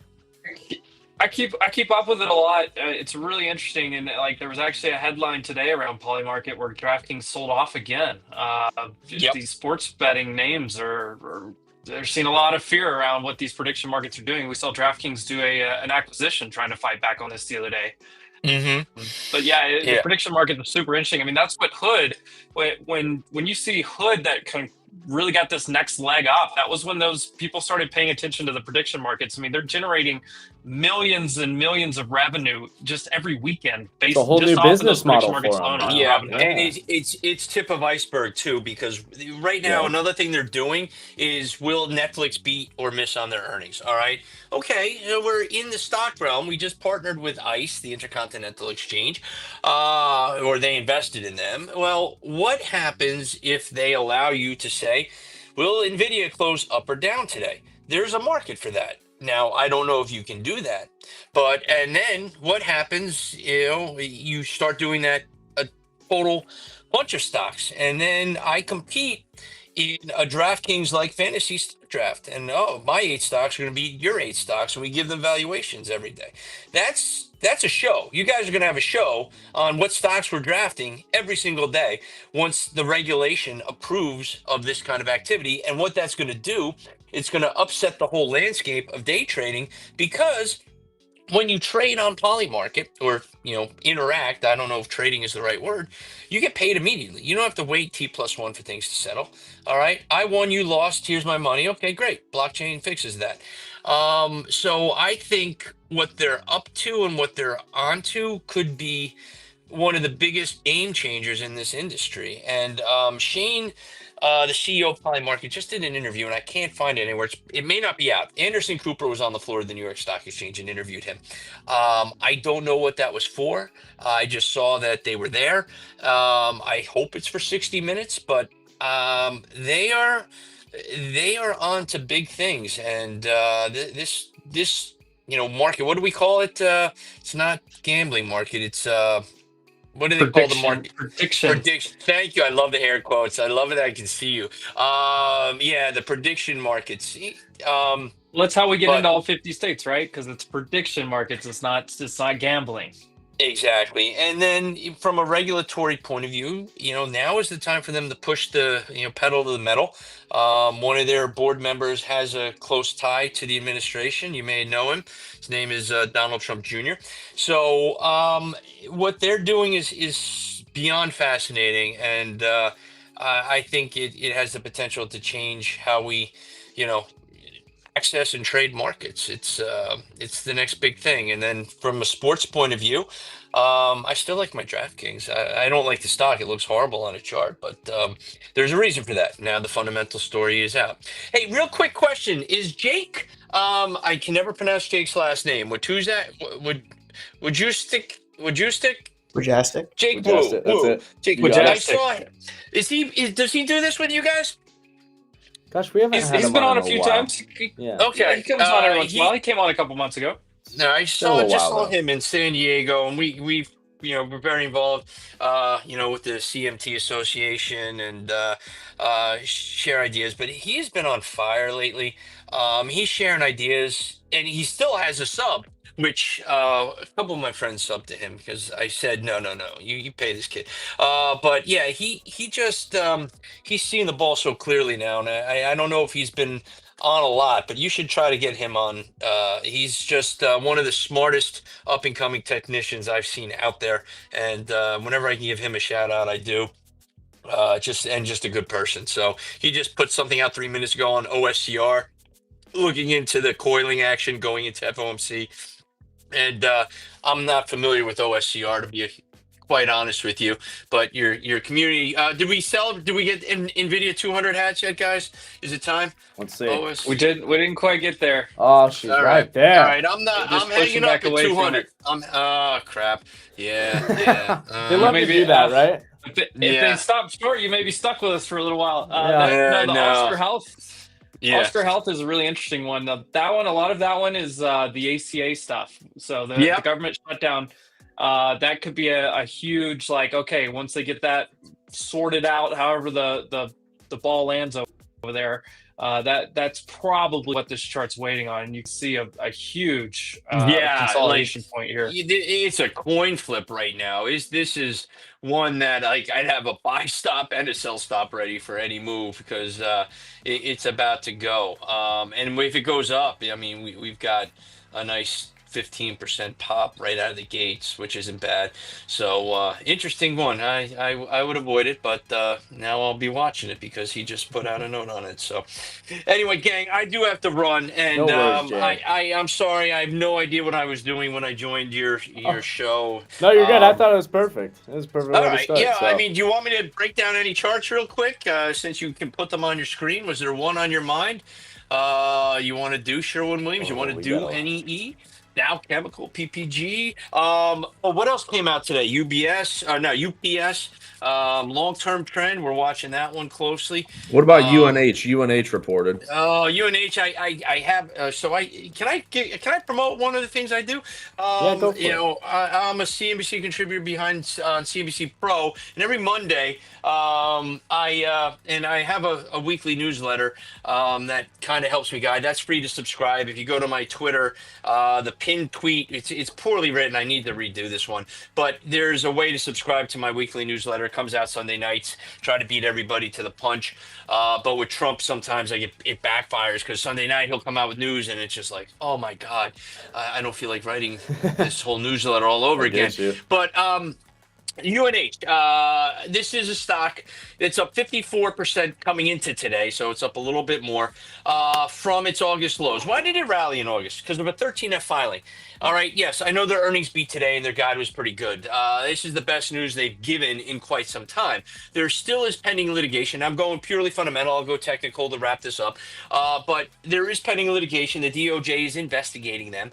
And there are a lot of headwinds. Now you look at it technically, okay, it filled that gap from the gap down in May. That gap down was DOJ litigation, not earnings, although earnings was part of it. Actually, that gap in May the earnings gap was April. May was litigation gap.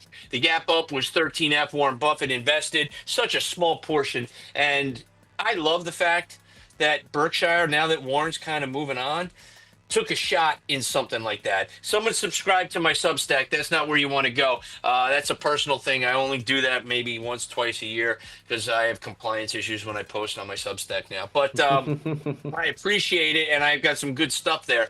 But it's my weekly newsletter. But UNH, I do the weekly newsletter. Go to CNBC Pro. They publish a video every Monday morning telling traders what they look for. I give 3 stock ideas. UNH was one of them. I said, if this stock pops, you want to fade it. I said it could go to 380, 390, but I would want to short it going into a declining 200-day moving average. The fact that it was overhyped going into earnings just because of Warren Buffett, and technically it still has a lot of work to do. So I am not a believer UNH is back. If it can get back to this 200-day and spend a week or two above it, then maybe. But I know a few friends of mine that went on the networks and said buy the first dip, and it did not play out well. I did it with Kenview, by the way. How am I doing? I couldn't agree more, Jay. I think the best trade that this thing has had was the trade where we swept out the lows that everybody got long off of. We took out those lows to the left, and that was basically, I mean, think if you're an average retail trader and you're buying either at those lows previously or like the middle of the range. Well, where's your stop going to be? Probably those lows, or probably like any of the internal lows before that actual bigger low comes into play. And, you know, bigger guys in the market know this. They run price right down to those stops and then stop everybody out just to rip it back higher. To me, like when I look at this, even a little more as a short-term trader, that's what I see, and I feel like the meat of the move has happened. Not to say UNH can't go further later, and maybe it does recover fully, one day. But I just don't think that trade is here yet. You know what I mean? No, and kudos to you. You framed that beautifully, and that you put it in the risk reward setup frame of mind, because that's what every investor wants to do. It did everything I wanted it to. I don't have anywhere for it to go anymore, even though, of course, it can go higher. But the plan played out, and so I just don't see any more moat for it to go higher this second. We were talking about rotation earlier, and it's just like, where do you think big dogs would rotate their money into after, all this AI blow off top and tech company blow off top? I mean, I don't think it's healthcare, personally. No, well, it's biotech. Biotech is reversed, and biotech, I would rather buy baskets of biotech, although I like Biogen, BIIB. I've, talked about that one in a few different places. And that's also got a dementia drug, which plays really near and dear to my heart, given family issues, not my own. Although early onset dementia is definitely hitting me if you listen to me long enough. But what we're seeing is a rotation into the biotech sector. We are looking for opportunities where things can reverse, and we're seeing stocks like that happen. CBS had done it earlier, not biotech, but it's in the pharma. Pfizer, I've been burned on so many so many times. I hate this stock. I own it. It was a trade years ago that has now become a long-term investment. So when people ask me, why do you own Pfizer? I say for the dividend. But here's a stock that keeps trying to get back on track. And I know COVID is over and your big money drug is gone right now, but it's still in an interesting spot from a risk reward point of view, but it's boring as hell. But when you're looking for the next things to turn around, healthcare and biotech, and they have something to reverse, but rate cuts will help biotech as well. Lower interest rates. Well, rate cuts will help a lot of things. Now the key is, will it help the housing market? That's more of a personal thing as a father with kids in their 20s. I'm getting old. And seeing a generation of people in their 30s with families not being able to buy houses, like it's just ridiculous. Home Depot is one I've been tracking for a while. I think it's a good risk reward play right now, but I would have a tight stop on that around 375. It's 12 points below. But I think when this thing goes, there's going to be a lot of momentum into it. And the material sector is one I'm really, taking a close eye on. There's an argument around Home Depot and a lot of the home building stuff, because of the way the real estate market was for so long there with the low rates. People were just buying and out offering, and there was no inspections done on a ton of those properties. They're saying there's going to be a lot of repairs that have to happen. That's actually a thesis that's been presented by a lot of real estate guys I know. That's a great thesis. And if you're bullish and solid you're for long, HD, and it fits your narrative. So that's what you want to do. You always want to, fit your narrative. So anyway, I love these freaking bots on Twitter. When are they going to make this stop? When are they going to make this stop? Like, it's just any thoughts on like the banks and stuff. I mean, we've had some stress in some regional banks. Benzinga did a very big. I've had thoughts on the regional banks for quite some time. I have said that the M&A activity would pick up. I've done things on stadium stocks in the past. I wouldn't be I've been in the trade. I stay in the trade. I've gotten people in the trade. I still think there's room to run, but I think we're now middle innings, even though it's still on the verge of a breakout. Yeah, they've had a great run. We're going to see more M&A activity. The hard part is picking out who it's going to be.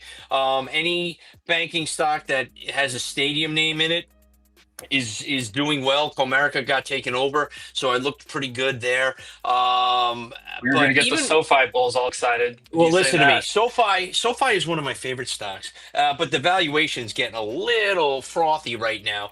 But SoFi, let's talk the fundamentals on. Technically, it's now in a slowing uptrend, and it's a strong uptrend. It reminds me a lot of Robinhood. It's a disruptor in the regional banking sector. It's got a great young audience. It would be a perfect candidate for an acquisition by one of the big six, the Citis, the Wells of the world. JP Morgan, you want a younger user base, guess what? Scoop them up. Have them keep, JP Morgan and or SoFi. Like it to me is something very attractive. Because some of these older banks that are struggling, I mean, Citi is one of my favorites from a technical point of view. I've been pounding the table on that one for a while, and we know it has a lot to reverse. If you know the great financial crisis and the 10-for-1 NVIDIA just hit the 200, by the way. There it is. Gotta go, everybody. All right, it hit 200, and Jensen Wong, direct quote right now: "I do not believe we are in an AI bubble." Boom. Yeah. Well, of course. Listen, what? No, don't say that. The high's in. Well, he's no Jamie Dimon who crushes it every quarter and says the storm is coming or cockroaches. And that's why I love Jamie Dimon. He is a trader. He's a good trader if you think about it. What does he do? He doesn't spike the football. His stock is my favorite stock in the banking sector. JP Morgan, Goldman Sachs, buy and put them away. Don't even look at them. All right, those are two of my core holdings. But he never takes a victory lap. When you go on stage in your leather jacket and you say something like Jensen just said, that annoys me. He's humble and he's confident. At the same time, I got to get down to the floor. Parker's down there. I got to say hi to him. It's Jamie Dimon is not taking victory laps, and he just keeps cranking it out. And a good trader does that. A good trader doesn't pat themselves on the back. They're worried about the next trade and what could go wrong. And it's a horrible existence. I'm a miserable human being for doing it for so long that, I buy a trade, I buy Nextera, perfect example. All right, this thing breaks 80. I'm getting out. Oh my God, this really sucks. But I'm confident that my risk reward setup is there. And if it goes to 105, and I'll probably take profits at 92, at 99. Jay, I've got to jump off here. I just want to say thanks. I'm headed out. NVIDIA Jordan's going to stay. Everyone's going to stay. I got to jump, though. Appreciate you, Jay. Dang, I got to jump, too. And for those that are sick of me worries. talking, We know I you're busy, apologize. I apologize. I'll talk to you soon. Hey, Bye. Jay, pleasure. Have a great one. Thanks for coming on with us. My pleasure. We'll have you on again soon. Shout out Jay, guys. Everybody run some W's in the chat. That was freaking awesome. Love having Jay on. Yeah, he's a great guy. I'll bring up my charts now. Give me a second. Power Hour has started, ladies and gents. Power Hour is here. It is here. It always comes fast when we're on stream. I'm like, holy shit, it's Power Hour already. I love the live stream. It is good. Good to be on it. Notice VIX kind of, as we've rallied up here, the VIX is continuing to march higher. It is. Look at that. This afternoon is kind of just been kind of trading back to the highs as we are basically pinned right here at the 6,900 level in the SPX. Right on the dot. But VIX trading a little bit higher, and Jensen Wong just said it. Jensen Wong, happy NVIDIA 200. AI is not a bubble, he said. Boom. That's what we like. We're going to find out tomorrow with these big hyperscaler earnings and see what this CapEx spend looks like going into the next couple quarters. I'm sure it's going to be an interesting day. I do still find it fascinating that tomorrow's trade, I just with the FOMC, the implied vol today was higher than it is tomorrow. It's stupid. I mean, we've seen these past. I don't remember if the last FOMC was had a little more juice to it. I think it did, but FOMC lately has been like a nothing burger. You know, it's been shitty, to be honest. I think because the reason is when you look at Fed Fund futures, maybe we can pull that up just to kind of walk everybody through. If you want to go to the Fed Fund futures watch tool, I mean, basically we got 100% chance for October. I'll wait till you pull it up if you want to, where I can. I got it right here. Yeah, so if you look at this, I think you're clicked on December, but October is the same. This one's October. Yeah. Yeah. So October meeting, you got 100% chance basically. And then in December, you got a 90% chance of another cut. Where it starts to get a little bit more interesting as you go to January, you're kind of at 50-50. And then you get into March and you're, another kind of 50-50 level if we're going to cut again. So 3 cuts and then maybe a slight pause until maybe the March meeting, depending on if we get jobs data or we get any of that other info. And then if you look kind of through next year, the next summer, rates probably settle somewhere around this 2.75 to 3% level. So probably another 100 basis points from where we are. Wow. That's crazy to think about, to be honest. Yeah, there's a lot of rate cutting in the site, planned for next year. Obviously, that could change, but based on where inflation expectations are and based on where, the tariffs haven't generated the inflation that I think everybody thought. So probably rate cuts for this foreseeable future. If you look into next year, December, I mean, basically it's somewhere around that 2.75 to 3% level is kind of when you look a year out, which is 100 basis points lower than we are currently. So we'll see NVIDIA ramping it up a little bit more now, over 200, almost to 201. There she goes. Get it, NVIDIA. Who's long 2x leverage NVIDIA today? Shit's probably ripping. NVDA. Yeah. They'll have 5x leverage in that pretty soon, will they not? Oh, boy.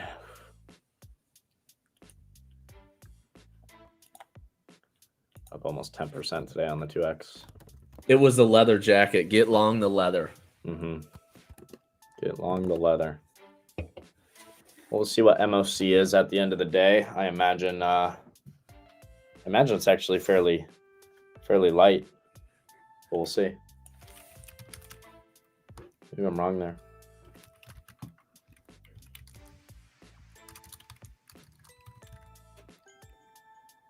Yeah, it's actually it's interesting with NVIDIA up 5% that the S&P is not even up more than it is. We're up, but even since NVIDIA started ramping, we haven't moved significantly higher from the last half hour, and you would think we'd see a little bit more strength there. Yeah. 200 level is a nice round number. By the way, guys, just want to remind everybody, if you're using any of these prop firms, make sure you're using code WOLF at Tradify Alpha Futures Top 1. Use code WOLFX at Apex if you guys are getting accounts there. Save some money on those accounts.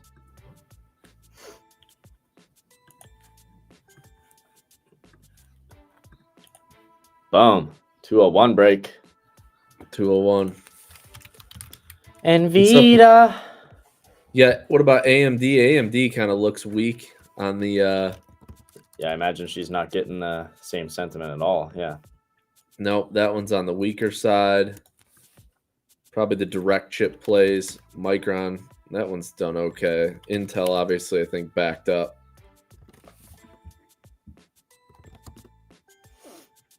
Kind of drifted lower and then back to middle of the range. Yeah. Uh-oh.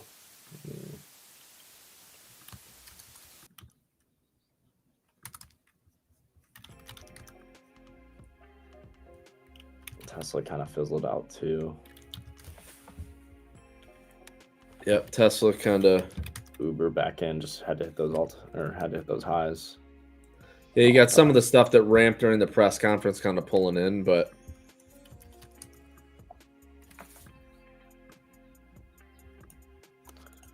Amazon, kind of middle of the range.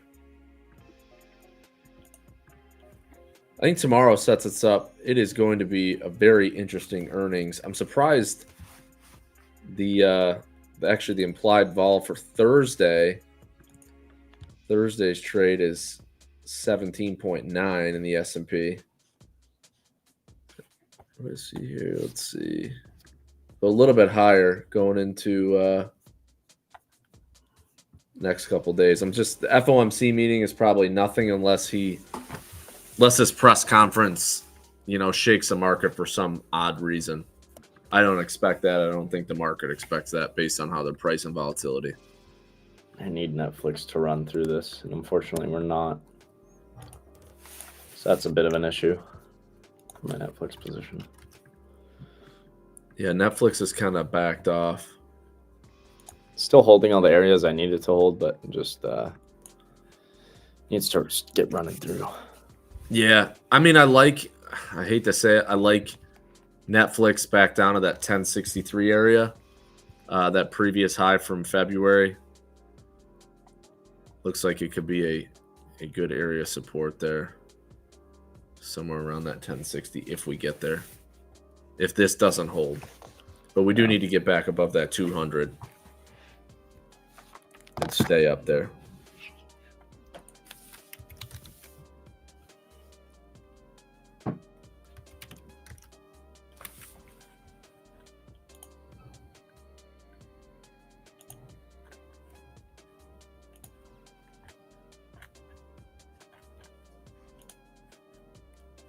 Yeah, just looking at some of the bank sector. XLF is a little bit weaker here, kind of rolling over this afternoon. Kind of back to the lows of the day. We're really going to need, to drive the S&P a lot higher, we're going to need the financials to participate going forward. And if we don't get that move in these financials, it's going to be, unless tech just keeps blasting it, it's gonna be hard for tech to just do all the work on its own. I agree. We talked about this morning. We talked about breadth. Still actually negative on the day. Advancers, decliners at least, but you're just getting some small pockets of strength in tech that's lifted the markets. Guys, by the way, I don't think we did this on Spaces this morning unless. No, Maple wasn't even here. I was going to say, and I don't think Emp did it. So if you guys are green today or red or break even, ones in the chat if you guys are green, twos in the chat if you guys are red, and zeros if you guys are break even or taking no trades.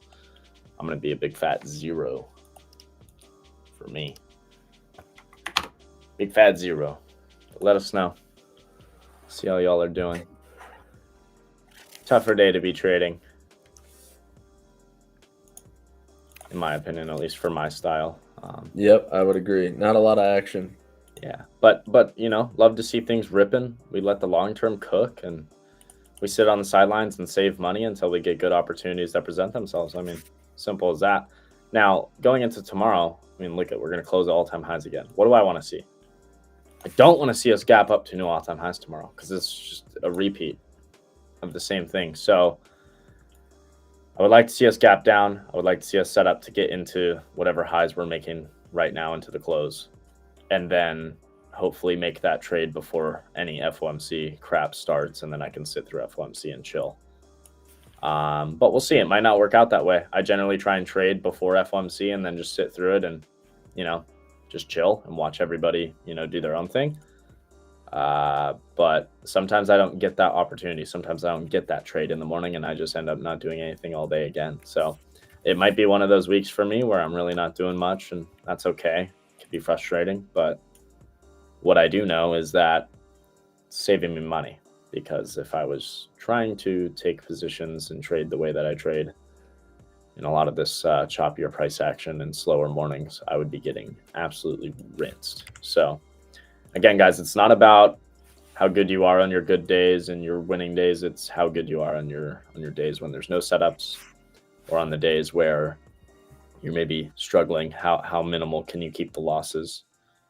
Keep your losses small, let the winners run. Yeah. That's one thing I can't stress enough about. It's really a game of like how good can you get at getting like removing the bad days. That's really what it is, because everybody can have good days. So it's easy to have a good day, honestly. But not everybody can keep a bad day from happening, and that's what's difficult. Yeah, don't overtrade. I always say that. I've said that a lot. Just don't overtrade the positions. Like if you gotta, take a small loss, move on. Maybe look at a different, chart. Some people get caught up in trading the exact same stock over and over, and they take a little bit of a loser, try to get it back, or try to get it to scratch or whatever. I always say just maybe try to look at it. If we gap up tomorrow, so I was just looking at this. I just pulled this up. The 20 simple moving average is sitting at 578 in the Qs. That is and we're trading currently 634. You're talking 56 points away from the 20-day moving average. That's a fairly large amount. I'm not sure if we've been this. Well, I'm on the weekly. Excuse me. That's a 20-week moving average. My mistake. Damn. But that's still quite a bit. 56 points on the weekly. Yeah. If you go to the 20-day, you're 26 points in the Qs from the 20 simple. Now, we did just have a base that we kind of broke out of, but typically when you get, you start getting moves that are that far away, 26, 27 points, and you're what I call, if you look at it on the daily in the Qs, is your one time framing where you just keep gapping and going. Those tend to be situations. If we gap up overnight tomorrow, you're getting into a move that's a little bit scary for a disappointment in tech earnings or FOMC. That's what I think. Not saying you're going to get that, but if you gap tomorrow and the FOMC meeting is, something comes out of it that's negative, you could wash that all back out, right back down to the, that 611, 612 area in the Qs. If some bad news hits the tape from the FOMC. I don't expect that. I don't think we'll do that, but earnings is going to be the biggest tell on where we go. But if we gap up tomorrow and then you have earnings, they kill it, and we gap up again, you're talking 5 gap days. That would start to get me a little concerned. If we gap up again, which is fine, great. My long term will be happy. I won't have a trade. The liquidity's been taken. Again, if we were gapping up and there was price action to the left and we weren't at all-time highs, it's a different story. I could have price action to work with. There's price potentially being able to deliver me lower. But I can't really look for shorts, at least confidently, because we're not delivering from anywhere. We're at all-time highs where we're price discovery mode and things are just happening, right? I can't sit there and have confidence in a model I look at when it's not literally delivering from anywhere, any other price action. And so that's where I have a tough time. If we gap up tomorrow, okay, well, yeah, I want to look short because all the liquidity for longs has been taken, but we know this market, we can keep ripping. And again, for the shorts, it's just no matter how you slice it, it's not going to be high probable because we're not getting delivery from any other price action. And then the same thing for the longs. I can't really look long because the liquidity has been taken. If we gap up, that means London high, Asia high, and previous day high. All the highs that I look to get taken out from targets are taken already, which means I'm sitting there kind of screwed, to be honest. Like the past 2 days. That's why today I didn't take any trades. That's why yesterday I didn't take any trades, because that's the sentiment we've had, right? We've just basically gapped up and taken out all these levels and then not really had any sort of short opportunity, at least a high probable one. So that's right. Where, if that happens, so be it. That's all right. I don't want it to, because I want to trade tomorrow. I've been not trading all week, but sometimes it's like that. And again, I just want to keep myself out of the worst days possible that I know I can have. And it's these days right here. It's today, it's yesterday. These are the days that smoke my accounts. So because you just get chopped up. There's no direction. I always use, like I said, I put in on Spaces this morning, like I like to look at those 2 breadth indicators that I look at when you got divergent indexes or sectors, where you got some sectors going lower, some sectors are positive. Like it just creates a lot of chop, especially after a gap. So the best time, honestly, is just stay out. Sitting on hands is a trade, because it's waiting for the right setup, because if you're not and you're thinking I got to put a trade on, I need to do something, it's probably not the right time to do it, and just wait till you see a setup that works. There's no reason to trade if the setup's not there. Yeah. By the way, guys, you guys should totally go over to my X profile real quick. Scroll down to the latest video I just posted, and you should all go like and retweet this. This is hilarious. It's great. So give that a little watch. I'll post it in the chat for you too. Make it easy. That's a beautiful video. Where's Sora. the bull video? The bull in the car. Oh my gosh. Yeah, let me bring that one up. Hold on.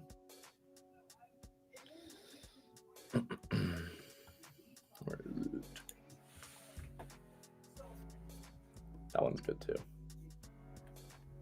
Here it is.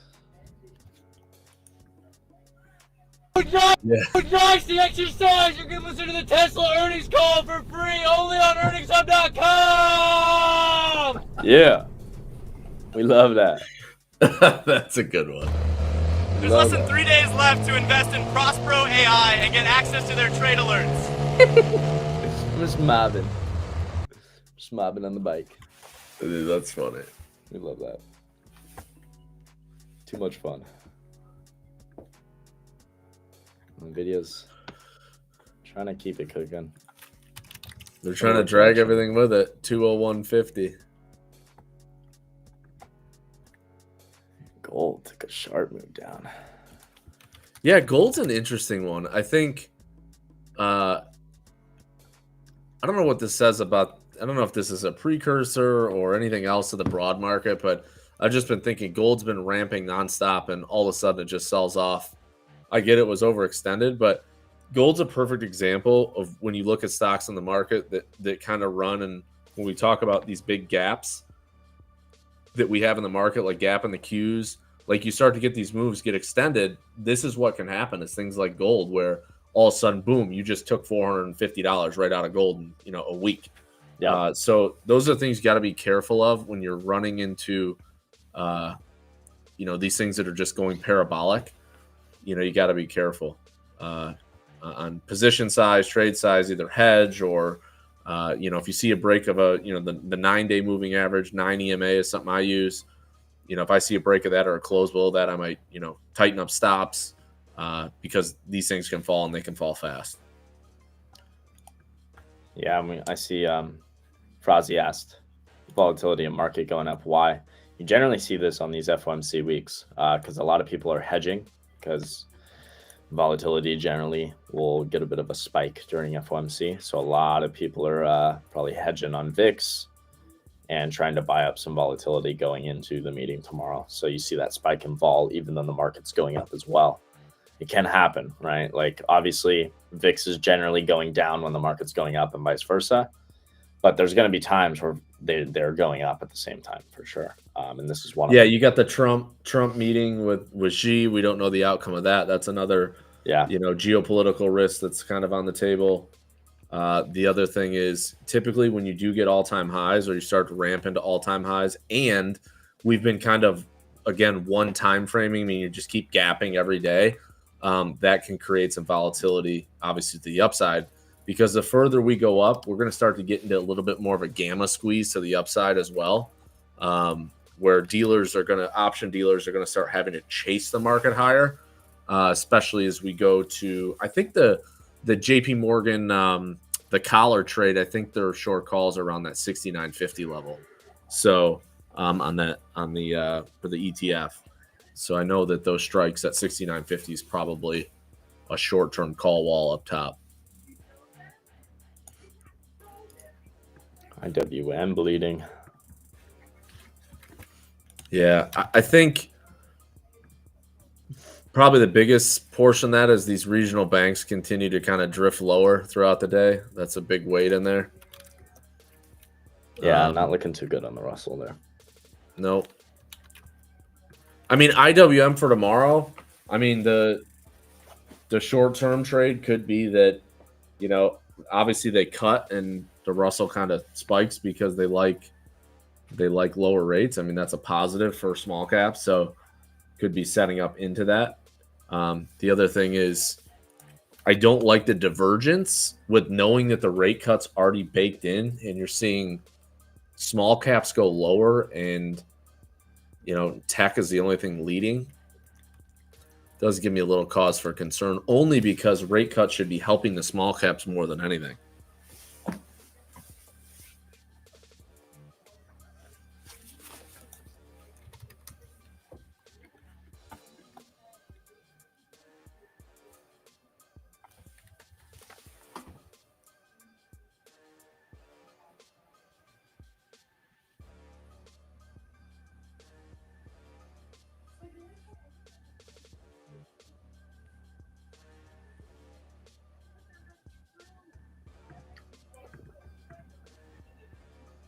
And Qeth, look at you, baby girl. Looking dang good.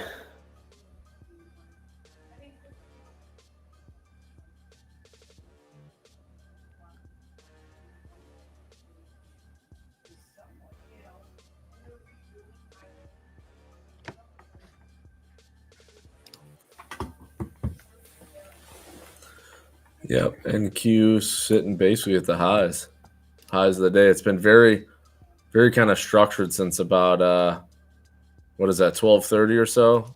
Just kind of one-way trip right to the highs.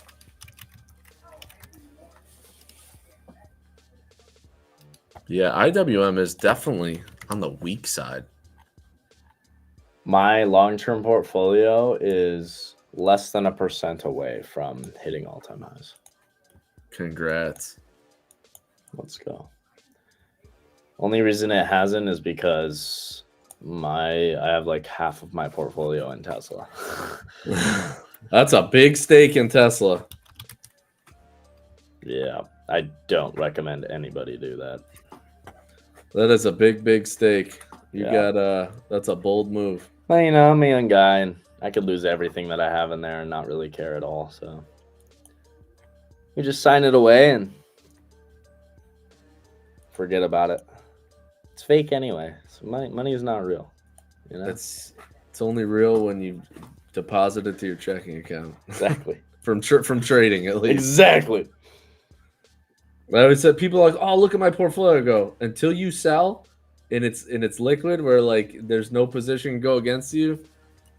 It's not real. That's a big thing with like prop firms. I like talk to a lot of students, and they'll be like, oh, like all hyped up that they're making some good trades and like obviously made some money, which they should be. Yeah, obviously sure. Like good stuff, but don't get overly hyped up until like you get that fucking payout. Like none of that actually matters until you get that payout, because Correct. The amount of times I've seen somebody do so good for like 2 weeks, killing it, making thousands of dollars with a prop firm, and then one day they blow it all and they didn't even take a payout at all. I'm like, bro, make it real. Like take the payout. Yep. I've been there, trust me. In the early I've been there too. I've done it myself. Like I will say, like, it goes back to, I mean, we've said this a bunch. I'll say it. I'm going to say it until I'm 6 feet in the ground. It's all about sizing your trade appropriately. It's all about position size. There's, listen, you got some conviction. If you bet your whole account on one thing, I certainly promise you, from a lot of people that I've seen and traded, myself included, those positions can blow up on you when you least expect them. And the goal about trading is staying in a long-term game. You got to be in it long-term. And the only way to do that is not blow up your accounts. Yeah. Don't fall in love with a position. You can always trade something else. You gotta, cut them. Don't. Everybody's like, I just buy. Just keep averaging, dollar cost averaging. Well, I could show you probably 20 stocks that you could dollar cost average down that went to $1 and stayed at $1 for 5 years, and just never come honestly, back. Like, Will, I don't know how you feel about this. I'm sure you agree, but majority of people out there, and I'm like, I'm really not talking down to anyone or like trying to like put anybody in a box, but like majority of people have no business trading individual names whatsoever. Majority of people should literally, if you're dollar cost averaging, you should be dollar cost averaging and nothing else but the S&P or QQQ, and not looking at anything else. Like, there's no business for the average person to be investing in an individual name. There's just not. I would agree. Reason. No, it's too stressful. It's too complicated for like. It depends on how much time you have. You know what I mean? Like, how much time do you have to dedicate towards it? Because if you're like, the average American that like is living life, you're not going to have enough time to really put into it. And that's where I just say, make it easy. Invest in what has gone straight up since we were all freaking born and before that. And just buy it. Just buy the S&P. Like, yep. And literally like if I have a long-term portfolio, and if you're, I try to do some sector rotation where, I had a lot of tech through probably late September. I trimmed a little of the tech that I do have, only because a lot of them have stretched a lot and they're up. So I'm looking for stuff that may not be as exciting or as fun, that have underperformed. And those are areas where you can rotate out of and into. Yeah. I mean, I have a huge long bond position on in the futures. I know not everybody can do that, but stuff like TLT and those things have been beaten up bonds for a couple of years. Are they fun and exciting? No, but they can move, right? They can help balance your portfolio in times of weakness or sell off or anything else. So you got to kind of rotate to the different sectors that have underperformed, because just like, for example, we talked about biotech earlier. Like, you look at XBI. I mean, that thing was terrible for 3 years, did nothing. Yeah. And now all of a sudden, XBI? XBI is what I was looking at. If you look at the weekly, that thing was dead. I mean, back in the beginning of this year, I'm like, okay, hey, rate cuts are coming. They already told you. And biotech is very long duration assets. So lower interest rates is going to help biotech companies. And, ever since they really started talking about further rate cuts in the market, look at where we've gone. From the March, April lows, that thing has absolutely ripped. So not everybody thinks about biotech. I know Logical traded some of that. He's been long biotech stuff. Like, there's opportunities in this market, in not just the tech names. There's definitely other spots that you can be in as we go. And I do think going into 2026, after the run that we've had in the broad market, I definitely think there's going to be more two-sided trade, and you're definitely going to have more opportunity on the long and the short side. You'll be able to trade both directions. There's no doubt, and different sectors of the market. Yeah.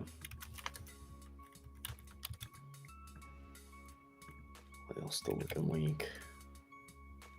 Yeah, I mean, this run in the Qs is the last 3 days is nuts. I'm just looking at NVDA 202. Yeah, just cranking. Wow. I wanted to buy the one. I almost bought the 200 calls for Friday, but I was like, I'm gonna wait. Back off a little bit. There's just too much. There's just too much volatility on tomorrow and Thursday with these hyperscalers. Like, it's depending on these CapEx numbers and what it looks like for those businesses. If they're good, or if there's any missteps, that could pull NVIDIA lower for sure. Yeah. That's the risk.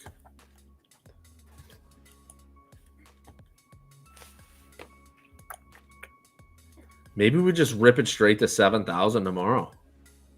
Fuck it. Just send it. Just send it straight another 80 handles higher. Hit the 7,000 number. What do we do if we get to 7,000 like by Friday? We just keep. I don't know. I haven't seen. I can't remember the last time the market's gapped 5. I don't even know if it's. Has the market ever had 5 straight up gaps? I don't know. I don't even know. Yeah, to be honest. We did fill. Did we fill? We did fill the gap in the SPX, just not in the Qs. We did fill it in the S&P this morning. Came back, tested it, and bounced. But the Qs have a gap, small one, but we did not fill the gap this morning. Actually, I got to look it up.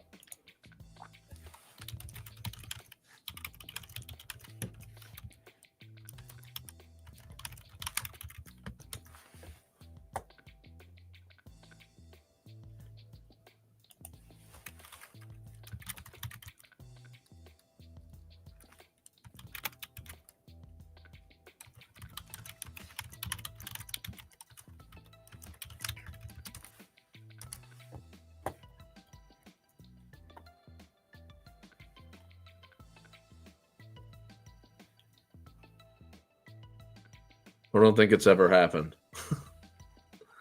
From what I'm looking up. Let's see.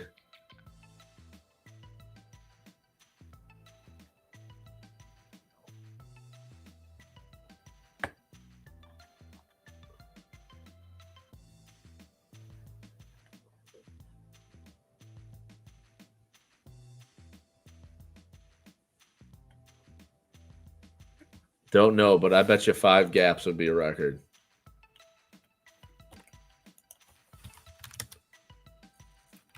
Yeah, I just saw that in the chat. Somebody talked about Bitcoin not doing that good. That's like the one thing that I keep looking at that I just am like, why is Bitcoin? I mean, Qs are on fire, tech's on fire, and Bitcoin is not.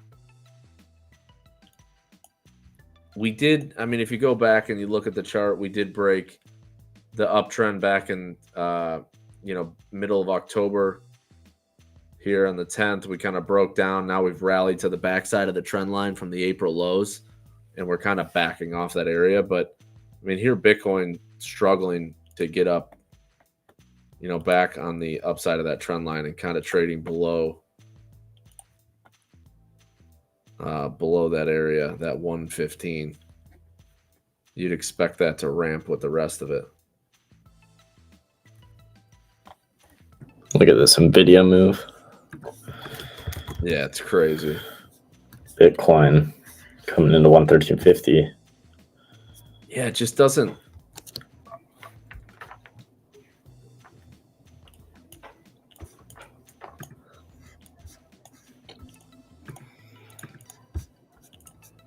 Just not as strong as I'd like to see it. Next year, get ready. Bitcoin for the ultimate ramp to 250. Just get ready next year. I would love a little bit of a pullback to get long. There's no doubt. It's funny how, dude, I'll say that people think that this move is so crazy. It's really not in the big. I want to see these moves back to big areas of support. But that move is not as crazy as you think. Like I said, I'm in the same spot there. That the first stop is at 98 to 100,000, kind of in that zone. Guys, that's a 35% dip on crypto. It's nothing. Right. I'll let stocks dip more than that shit. Okay.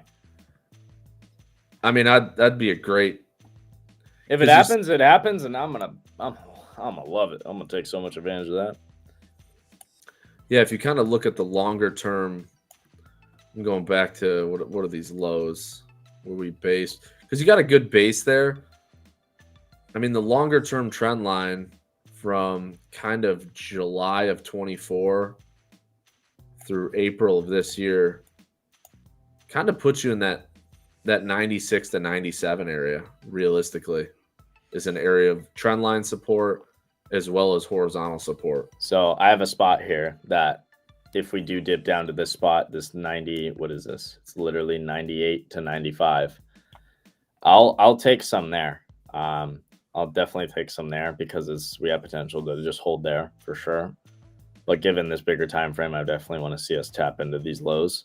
That's 74.5, like I was originally saying. But yeah, I have confluence at that kind of 96 area as well. Yep. That I'll definitely be picking up some at, realistically, for sure. And that keeps the that bull trend in going forward and still rising. Yeah, you did get a nice change in the state there. Wow, on YM. Nice inversion, Tommy. Is that Tommy? I think that was Tommy.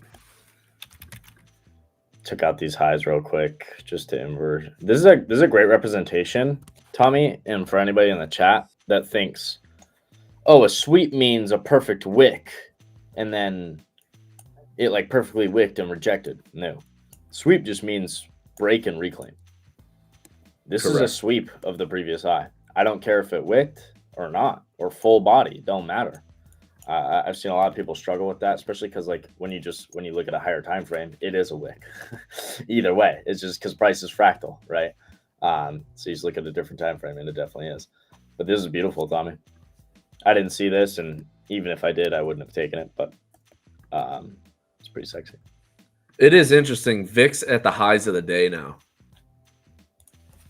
which is as we're up 30 points in the S&P and up 244 in the Nasdaq. You got VIX trading back to the day's highs. Yeah. Coming into standard deviation full target on that YM. Beautiful. Ran that on the manipulation leg to the upside. -2, 2.5. -4 is here. That's your full target. It's beautiful. Good job, Tommy. I don't know if you took that, but looked nice. NQ trying to do the same thing. Yeah, NVIDIA's still at 202.68, so some other stuff might be fading a little bit. The problem is, for my forever model traders out there, is cool. You got this. Even if you maybe have SMT, which it looks like you have internal SMT, where are you delivering from? You know, your only hope is that right now people are going to take profits going into the end of the day, which you might be 100% right. The problem is the conviction is like, for me, there's no 4-hour fair value gap that we're getting delivery from here, right? There's no previous day fair value gap. There's no hourly. There's no 50-minute. There's no nothing. We're just at all-time highs, and you know, based on the pattern, you can take that. You can take that risk or not. I know some of my forever model traders out there will. I will sometimes too. Going into the end of the day like this, the last 20 minutes though, not something I want to look for. But you know, you take risk where you want to. It's interesting just looking at each sector. I mean, you got tech, up, but here, let's run through them. Financials, negative. Communications, negative. Industrials, negative. Healthcare, negative. Utilities, negative. Staples, negative. Real estate and retail, all negative to the downside. So you really only got, I mean, materials are slightly positive, but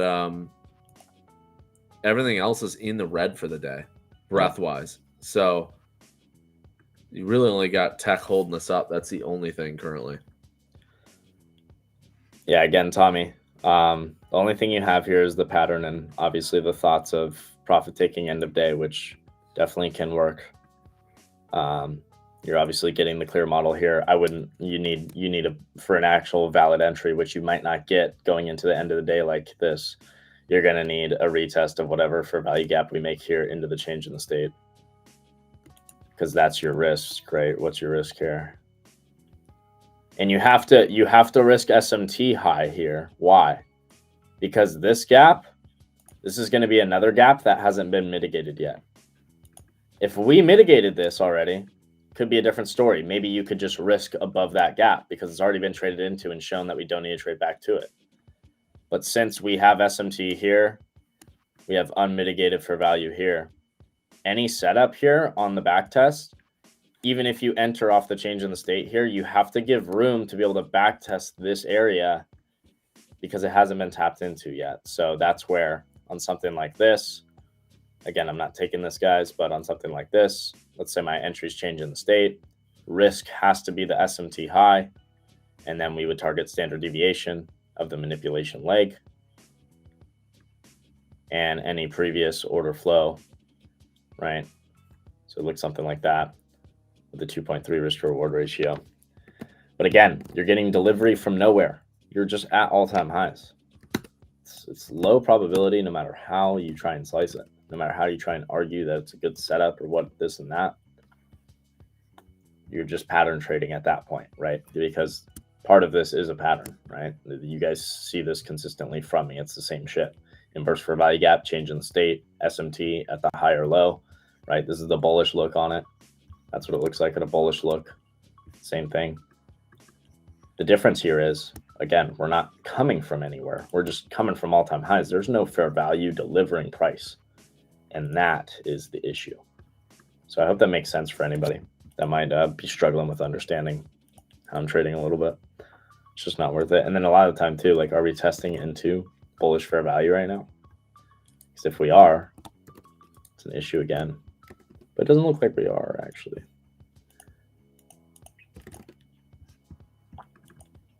No, not till here. Not until here. Should get MOC here in 5 minutes. How can one get the forever model indicator? I think some people have made indicators out there, but I don't have one. I don't use one. I draw it all out. You don't need an indicator. You just need to learn the confluences. And even if you get an indicator, you need to know the confluences, like no matter what. If you're trying to trade this way, you have to know what the confluences are, how to do them yourself, and what they mean. Which, if anybody's struggling with that, go over to the Wolf Trading account on X. Type in forever model on the advanced search.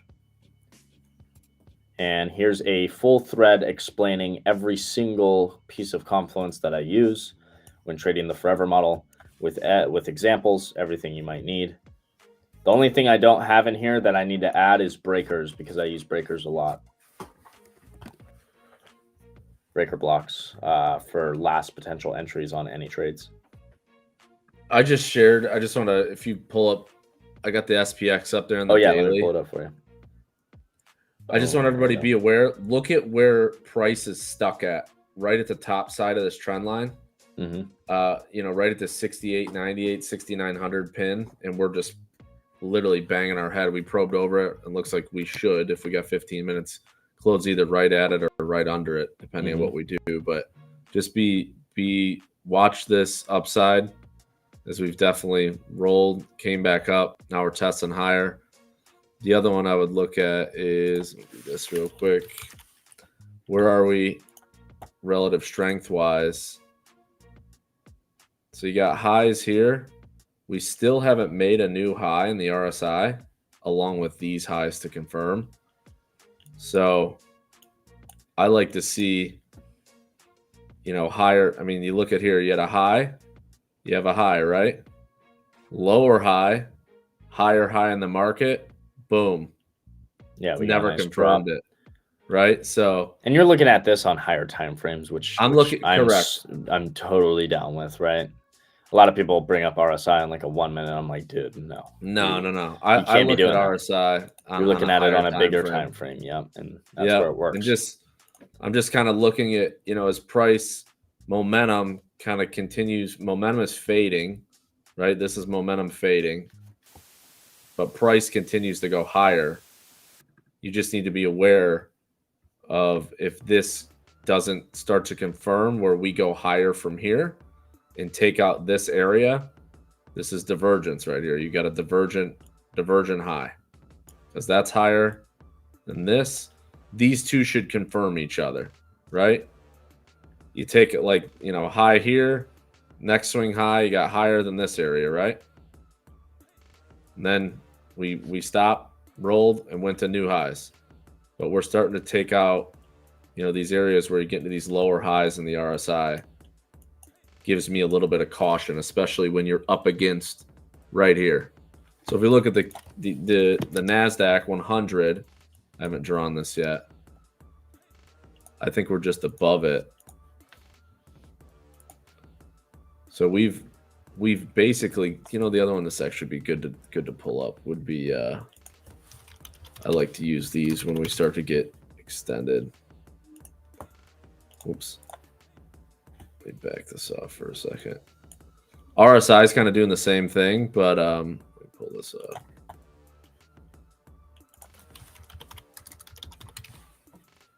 There's a poll in the chat if anybody wants to answer.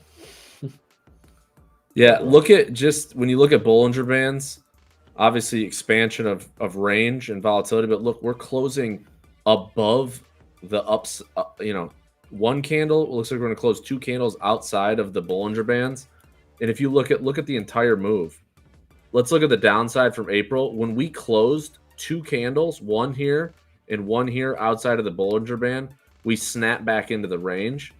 So just keep in mind, as we start to get like these closes outside of the Bollinger Band to the upside, this kind of same types of moves can happen when you start closing outside of these ranges. Just something to be aware of, as you know, if we keep one timing frame higher where we get these closes above here, that could be, you could get these sharp moves back lower into that range. So you're same thing, one candle, two. I mean, it's rare. I mean, here's where we closed outside right there, a small candle. You had to move there. Small one here. We had a couple days. We consolidated, went higher, and then we kind of went sideways.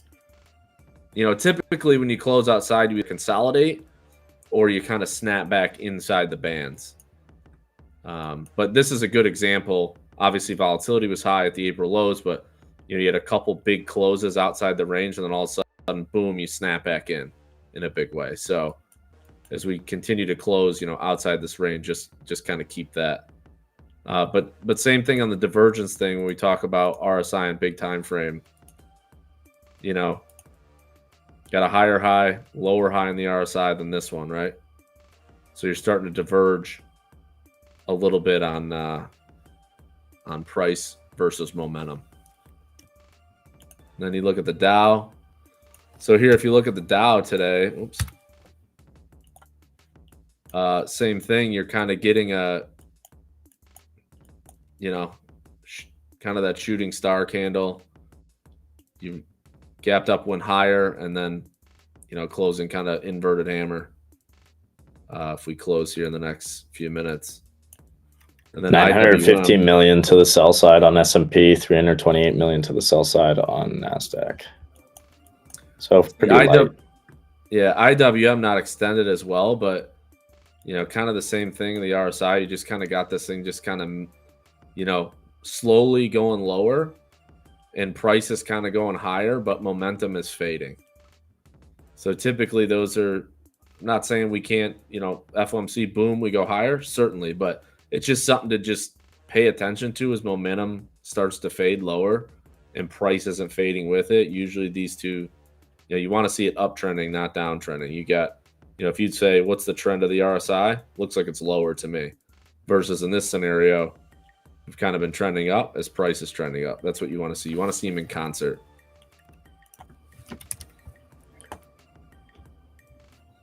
And as we kind of get tighter, you see this candle. Look at that. Close literally right on this trend line. Yeah. Right? Slightly below it. So, and that's another one close. It's going to be a second close outside the Bollinger Band on the daily. So, and like we were talking about earlier, we talk about moves, off of lows. Like Jordan was saying earlier, you get these moves where, boom, you kind of gap to the upside off a big move down. Gap here, you got a big gap here, right? Gap, go sideways and keep going higher. But look, you got an RSI that's confirming those, right? Yep. RSI is exactly. going higher, right? Then you consolidate. Sure, you can go higher, but I don't like to see when the yellow line starts to kind of trend down and markets going higher. That gives me a little caution. You had it here. Boom, we had a drop in this area. Another little one here. Yellow line's going down. The average of the RSI going down. Small drop there. But these gaps on bigger time frames are just something to pay attention to, especially into, more significant area of resistance, which this looks like it's going to be. Top trend line here. We're closing right on it. So, and VIX, look at the VIX now. Up 4%. Highs of the day. And if you look at the volatility of the VIX, obviously we got some news. Look at the VVIX. I usually typically look at VVIX, which is the volatility of the VIX itself, as look at this kind of making a much higher move today. Yeah. I typically see, VVIX makes these moves first, and then the VIX kind of follows it. So obviously we got that makes sense going into tomorrow. Sure, absolutely sense. Makes total sense.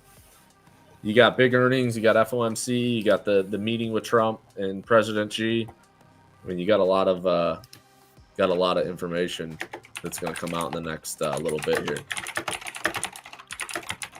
Tesla, NVDA gapping out.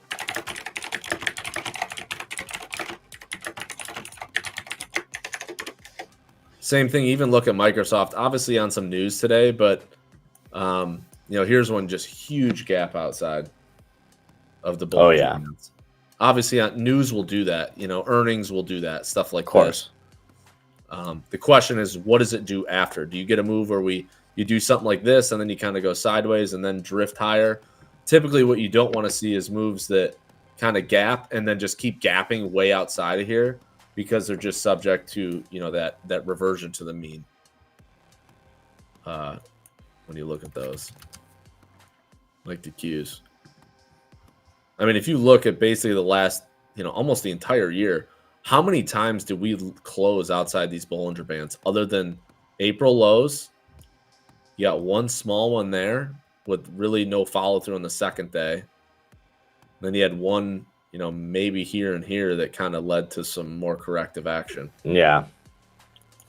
So I just think we keep that in your arsenal for the next. I said it time and time again. I think that new week opening gap maybe gets tested into tomorrow on the volatility. We'll see. I mean, ultimately, SPX, what I'd like to see. Just pull these off here for a second. Maybe I'm wrong, but I don't know. Either way, I'm gonna stay safe with my trades no matter what, whether I'm right or wrong. I'd like to see a move back to like this area right here, the 6750. Yeah, just those previous highs. Yep, and you got a trend line right here, trend line support, something that kind of rolls over, maybe a bounce against this low here, and then kind of fills up these gaps and fills it up here, and then maybe we have a little bit more responsive trade in this area. But I mean, you got a big gap here, you got another one here. I think a move back to that area makes sense, especially with these kind of more divergent highs. I will show you one chart that's kind of crazy. It'll blow your mind. Log scale.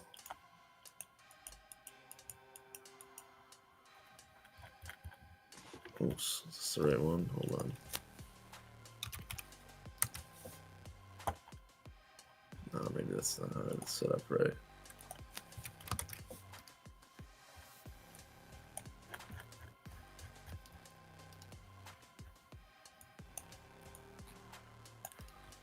Go to the monthly. Take this off.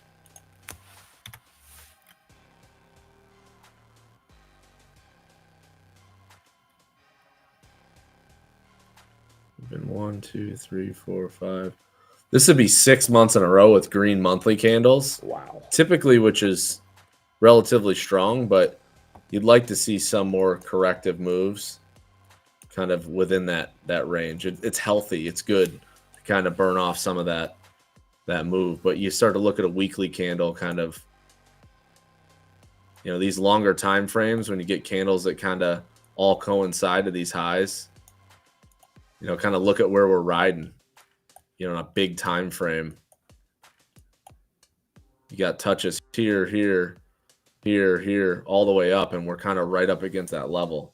So it would make sense to get some type of reaction off of this higher level, especially on a gap, on a longer time frame perspective.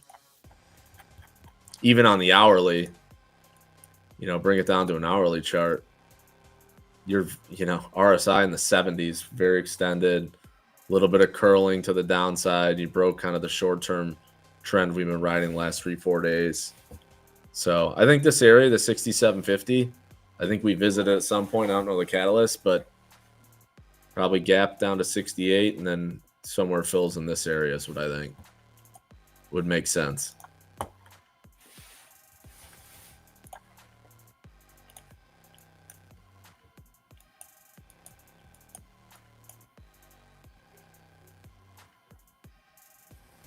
We kind of back, we're kind of closing back in the middle of the range of today, realistically. Mm-hmm. So what do we got tomorrow? We got it's Microsoft, Google, Microsoft, Google, and who's the other one? Meta. Let's pull up Meta real quick. I see Deepak asking about the Forever model. If you go to the Wolf Trading page and go to the advanced search on there and just type in Forever model, there's a whole thread of me explaining the Forever model. as well as videos on YouTube.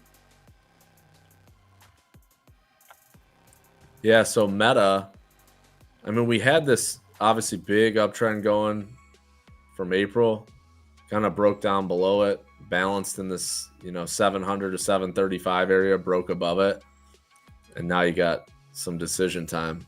But if you go through the sectors, so you got XLK, obviously there's the breakout. That was a perfect retest on that triangle. If you look at this, boom, retest higher. Communications, kind of a break, and we're breaking above that short-term trend line. Financials is the one that I'm watching, that this continues to be weak in the financials. We need to get above this level to kind of bring the S&P a little bit higher, I think, with technology. We need this. We need to show some strength above this 53, 54 area. It kind of starts doing this to get me more excited about that. The other one that was weak is this is the retail ETF, smaller, obviously sector, but just kind of trading down and to the right.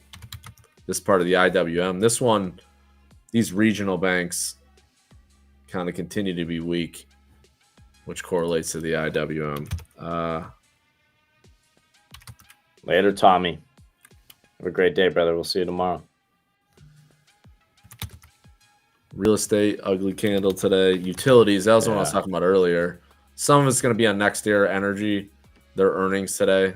It's kind of a big down candle in utilities, but probably, honestly, if you look at utilities year to date, they've had a heck of a run, believe it or not. For the utility sector that was in April in the 70s, it's in the 90s. That's a pretty big move. So some nice moves. I like $3 lower. Utilities get somewhere in this 87 area. I like that for a trade. What else? Industrials have been doing just a big balanced chop area on the industrials. What do you got? Healthcare, we've talked about kind of at length. Some of that due to UNH here, but obviously broken a big downtrend here.